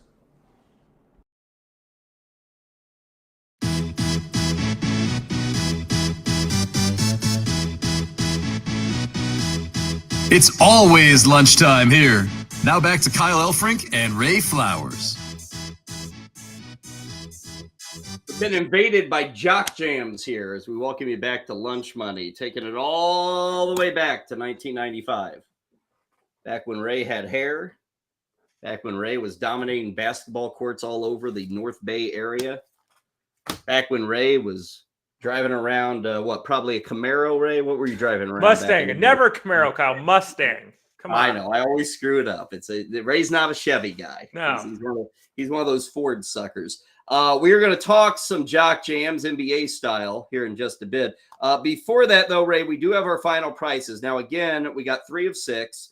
Here's what the final prices were. That Kiki's delivery service production cell, Ray, some sucker went $40,000 on that thing. With Gigi, right? Okay. Yeah, so that was $40K. The Mays rookie card was $73. So originally we were right there. But where we really missed was the Kobe Bryant sneakers from the 98 All-Star game. Game worn for just $27,000. That seems so wrong, doesn't it? I don't know. All-Star game worn? Kobe wasn't an easy guy to like, Ray, so maybe there's not a thriving market for. I wouldn't have spent $27 on him, but I'm surprised someone didn't spend more. And there might be, to tell you the truth, Ray, a flood of Kobe artifacts. There may be, like with jerseys and shoes and wristbands and all sorts of things. So maybe they just don't. I mean, when you've played as many big games, NBA Finals, playoffs, All-Star games, maybe there's too much of that stuff. Maybe. So that could be the case. $27,000 for the Kobe shoes. I'm guessing our next guest, who always has $27K laying around, because I've seen this guy. Ray, this guy has so much money laying around. When he calls Domino's, he actually he agrees to the upsell and gets the lava cake. He does that. It's the best thing ever made, I think. Best thing ever, the Domino's pizza lava cake. Oh. When you got money and when you're rolling big time, you get the lava cake. which is who our next guest, that's what he does. Justin Finsterman is with us. You know him from the playbook. He and Adam Ronis are coming your way at 5 o'clock tonight on the Bettor Sports Network. We like to have Justin on each and every Tuesday, or at least once a week, to talk some hoops. Justin, you don't need to show me the $27,000 that you got lying around, probably in that closet right behind you. But if you had it, are you going in on these Kobe shoes? Is that a bargain at $27K? I'm just not into collecting sneakers. Maybe if I had one pair of autographed size 24 Shaquille O'Neal's laying around, I'd be interested. But there are people who just obsessed over shoes, sneakers. I'm just not one of them, man. And I know, and I grew up during the Air Jordans era, and I'm still not that into shoes. Now, what if it was what if I gave you Charles Oakley or Xavier McDaniels or John Starks, and you could get them for $3K? You could probably do a John Starks pair of I don't know. From the dunk. Yeah. Oh, from the dunk. You mean not from Game 7 in '94 when he went 3 for 18 from 3 to lose the Knicks the championship? You mean not those sneakers? Ooh, the one from the dunk. Oh, okay. You mean the game that they won and then they didn't beat the Bulls another game in '93 and lost in 6. Thanks, Ray. That would be amazing. I'm just there for you, Justin. Knicks fan. Oh, the long-suffering Knicks fan. Justin, we know you love hoops. We love you. That's why we like talking to you about hoops. That's what we do. So we're a week into the season. I don't know if there's any earth-shattering news, but I was looking at records today, and I was of the belief that Utah was supposed to suck and that Portland was, mediocre. They're 4-0. They get a big win last night against the Nuggets, who are good. Denver's got Jokic. That's a top 3, top 4 team out west. So the Trailblazers are now 4-0. I saw Anthony Simons kind of went off last night. Now, last season he went off a lot, and he did it a lot when Damian Lillard was hurt. Lillard's back now. Is Simons still legit? Is he still the real deal with this team? Anthony Simons there?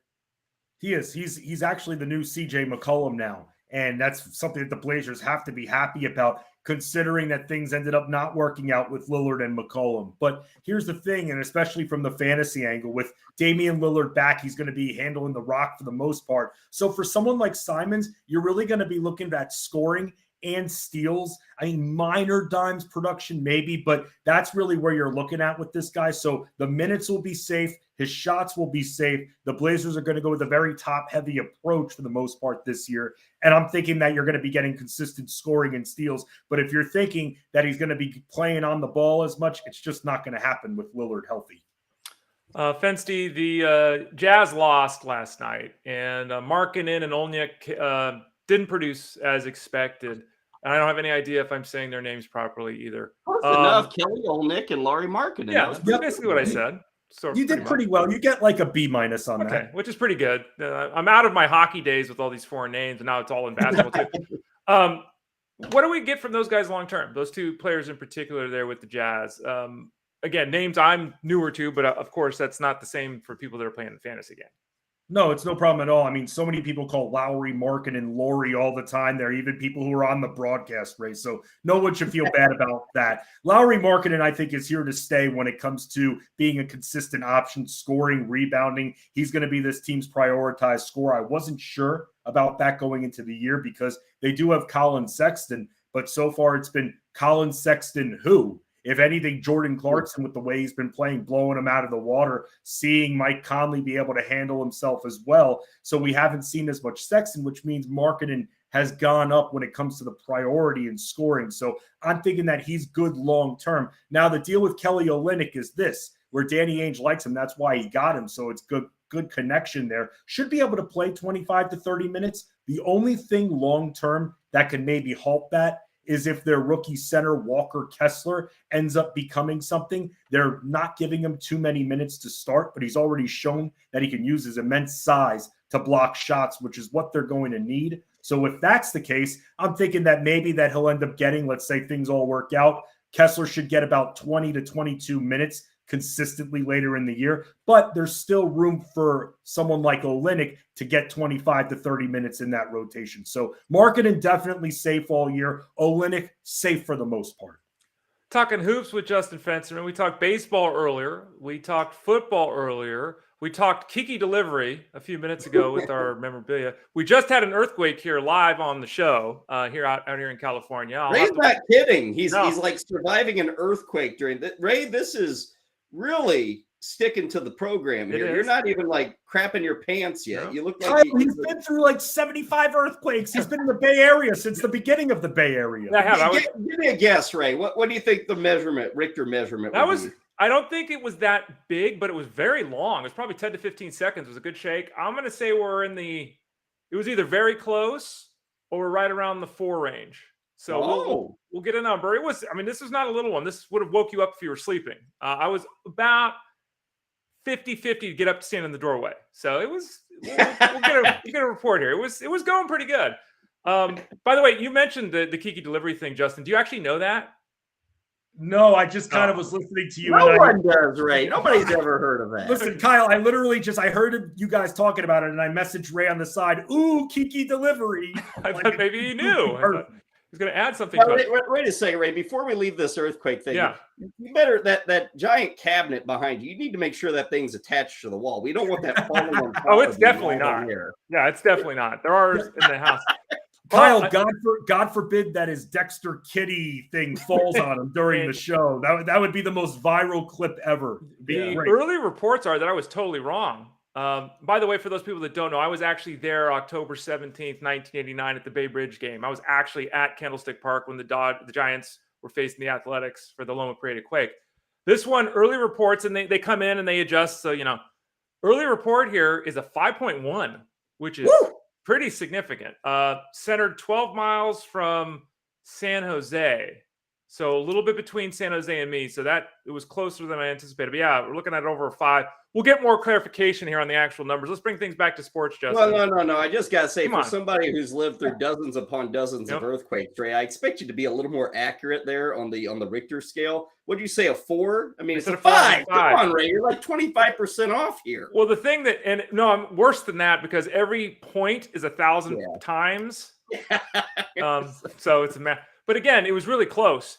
12 miles from San Jose puts the epicenter about 15, 20 miles from my house. Oh. So, you never know. Usually it's in the East Bay or something. And so anyway, I was wrong.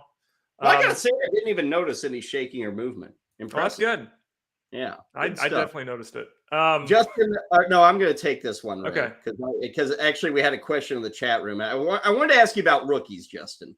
Like anybody that's shown up lately, before you give those names or a couple of names, in our chat room, somebody was wondering about one of those rookies, Benedict Mathurin, who's with the Pacers. Legit or not for Benedict Mathurin? He was a first-round pick, I think, out of Arizona, I want to say. Playing time, is all that kind of solidified with him in the Pacers? Yes, he's going to be off the bench, and I know that people are a little discouraged about the 25 minutes, but he was still able to notch his over on his scoring, which I was sweating a bit because it was at 16.5. When it comes to Indiana, they don't have a lot of front court options. And so because of that, and even when Miles Turner's in, it's still not too threatening to the mid and back court when it comes to their scoring. Tyrese Halliburton will get his. Benedict Mathurin was going to be one of the rookies that I brought up, Kyle. He's been outstanding thus far. Not only good scorer, could show that he could grab boards too. This guy's here to stay, and he's going to be very instrumental off the bench. I'm wondering in just how long until he's actually starting on the team. But you still got Duarte, you got Buddy Hield, and Halliburton as well as your back in midcourt. He's been excellent thus far. The USGS, by the way, their number's 5.0. So that looks like about where. So it was a little. You guys want to hear something funny? The one earthquake in my life on the East Coast I experienced. I'm in the DC, Maryland, Virginia area. I think you guys were on the air when I experienced that. I was in the Sirius XM studios, and all of a sudden the speakers hanging from the ceiling started to shake and everything. And we were actually, Kyle, you were hosting a draft show, and I had qualified to be in the host draft from winning the staff draft the year before. So the broadcast just started. I made my first round pick. The earthquake hit. I had to leave the studio, and this was 2010. I couldn't draft from being outside. So you were making fun of me that I had Mason Crosby in the 7th round, but you knew very well that I wasn't drafting because of this East Coast earthquake. Yeah, it was probably like a 3-3 too on the Richter scale. Right. You guys are weak sauced out there on the East Coast. We had to stay outside for like 3 hours. I don't think you could break that. We couldn't break. I remember that. Yeah, we couldn't break. There are no I had an producers in the auto studio. draft the entire time except for the first round pick. Oh, Justin. Well, it was still better than most of your drafts, though, Justin. I will give you credit. It was a great draft. Touche. I was talking to my nephew, who Justin, Kyle. He's super into the NBA, and the Kawhi Leonard's a guy that obviously he respects as a player and everything like that. What's going on there? Coming off the bench, they're monitoring his minutes. He never seems to play games. What's his outlook for the season, Justin? It's funny because I was underdog when they announced that he was going to be out there on Twitter. I quote tweeted that. And I wrote, "He's had enough rest. Okay, he's had enough rest." But they're at this point with the Clippers. Remember, this was the team, the leading odds getter when it came to winning the NBA championship on DraftKings Sportsbook. So especially the gamblers out there are taking them very seriously, as the Clippers are with Kawhi Leonard. They want to monitor his minutes, and they're going to be doing it a lot this year. Him playing back-to-backs, I don't see that happening, not the full set, but at least one of the games. So we're already seeing him cap at 21 minutes. Tonight will be interesting, Ray, because we don't have Paul George tonight. So it makes me wonder if they're going to extend Kawhi Leonard. If they don't, if Kawhi Leonard tonight does not see 30 minutes with no Paul George, no Marcus Morris, then that's a problem right there. And fantasy players who ended up investing it on him, which you should have been warned about anyway, because this has been the situation with him for the last number of years. There are going to be a lot of nights where he's capped because this team cares about one thing, and that's making the playoffs so that the two best wings who happen to be on the same team can help them thrive in the Western Conference playoffs. And Kyle, Justin, last time we had you on, I think you mentioned the Warriors potentially having some minutes restrictions. We've kind of seen that with Draymond Green and Klay Thompson. I don't know the scenario well enough. I know it's early in the year, blah, blah, blah. We're playing the long game here. But talk to us about their usage thus far and why you thought they were going to have those minutes curtailed at the start of the season. Sure. So we were actually told the few days before the season started that this team was not ready from a conditioning standpoint. That could be all BS, and Coach Kirk could just be saying that. What does that even mean? I don't... Right? Because it's not like proactive. They had an off season just now or anything like that. It's like, look, I get it. They made the finals and everything. They won the championship, but the season ended in June. They've had time. So that's what I don't understand. So, okay, here's the thing, though. All of a sudden, game one came, and he retracted about 65% of what he said and said really only, like you said, Ray, Draymond Green, Klay Thompson, we're going to be limited. They might slow play them for the next month and a half. By the time we're in December, I'm expecting both to play full minutes. But when it comes to Thompson, the Warriors have that luxury because when he's healthy, they have Dante DiVincenzo, but they also have the now extended Jordan Poole and Andrew Wiggins who can help out and fill the void if needed, sparing Klay. With Draymond Green, that's going to be the interesting thing right there. I know you got Wiseman back in the mix there, adding a little more depth. So if anything, I think that we're going to be seeing both of them play full minutes consistently by the time we hit mid-December. But for the next month and a half, for those that invested in either player, you're just going to have to take it on the chin a little bit. Warriors are in action tonight, taking on Phoenix. So that'll be a pretty entertaining late game this evening. Speaking of tonight, I made a lunch hunch on that Dallas New Orleans game. I called for a double-double with Christian Wood. Pelicans, Zion Williams. Here we go again. Another injury. Now, this doesn't appear to be severe, but what's his status for tonight? And are you to the point, Justin, where you say, this guy's just never going to be on the court? There's always going to be something going on with Zion? Yeah, very good for the soon-to-be MVP. I believe I came on here hollering last week about this because everyone's already anointing him the MVP. And what did I say?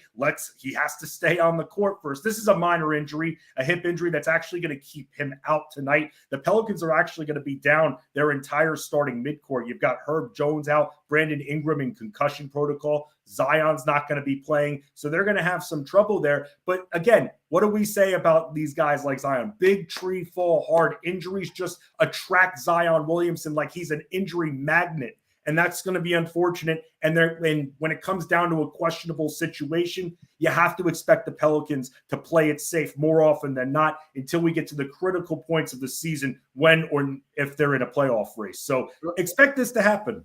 If I gave you an over-under of 60 games, Where would you land on Zion? I would go just over that, Kyle. I mean, we've seen him around there before, so I would say over that. But still, let's remember, guys, let's say he goes just over the 60. He's still missing 20-plus games. That's huge when it comes to fantasy. Yeah, tonight's slate's a bit of a tiny one, only 4 games. I gave you some bets I like. Anything in your world, Justin, that you're looking at with these 4 games that you really like for this evening? I'm kind of in on your lunch hunch, Kyle, with Christian Wood, and it's going to be great. FantasyAlarm.com. I have the starting 5 video up there. Wood is in the starting 5, just 5 players that you can look to start DFS, taking price point potential into account as well. Few props I like, guys, include Christian Wood over 16.5 points. It's a little bit juiced up, but I still like it. I like Sadiq Bey over 4.5 rebounds as well. I mean, this is a nice swing man for the Pistons who's been excellent at not only scoring, but playing the defense, and just shows that even though he could be missing every shot, he can still manage to get the shots and keep his playing time because he's a very good defender.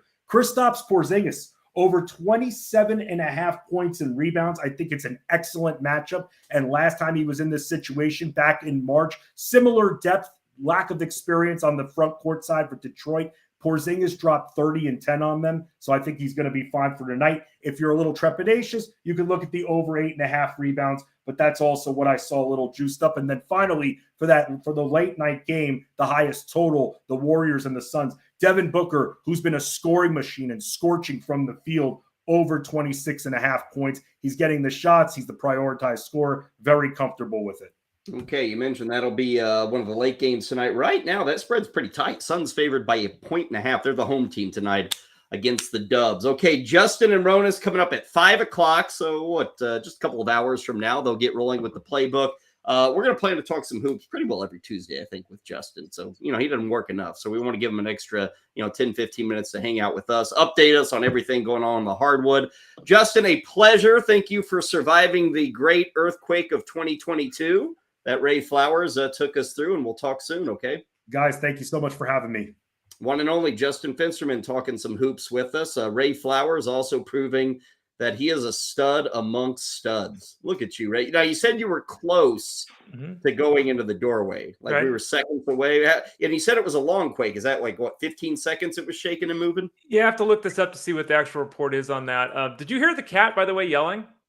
No. Dexter the cat yelled. It was about 30 seconds before he came into the office. The office was yelling, and usually it's dogs, but sometimes cats. Maybe he knew it was going to happen. Yeah, animals can predict this stuff, don't they? Yeah. I'll see if I could find the duration. I haven't seen the duration yet, but it was a longer than normal earthquake, I would say, for us here. Better watch yourself, Ray. And really, you should harness that large piece of furniture behind you, Ray. You're going to get a bruise if that thing falls. Well, if that thing falls on me, luckily it's kind of the side. Hopefully I would move. Again, I was pretty close to standing up because it was going. Okay. But you're probably still right about that. Yeah. Yeah, that was excellent work there. On the way out the door, we always like to serve you a little dessert. I told you earlier that maybe we have figured out the way to a happy and healthy and long life. Reports from Iran, Ray, say that the quote-unquote world's dirtiest man has died at the ripe old age of 94. Amu Haji, who did not wash himself for over 50 years, Ray, has finally passed away at the age of 94. Now, the shocking part of this story, and I want everybody to hold on to their chair here, Ray, according to the article, it says that he was single. Shocker. Shocked. Yeah. 50 years without a bath. Now, I don't know much about the female persuasion, but I do know they appreciate when you take a bath. 50 years, Ray, without a bath. Amazing. Why? Why? There's no reason for that. I mean, even 5 days is gross. Well, it takes up at least 5 minutes of your day. It does, which is why you should read a book while you're taking a bath. Maybe he was in the cool part of Iran. Yeah, I don't know. Pretty impressive. I think the local villagers finally a few years back said you need to take a bath, dude. He just looked like Pigpen of Charlie Brown at that point. Enjoy Corey Nando and friends. They're next. We're back tomorrow at 12.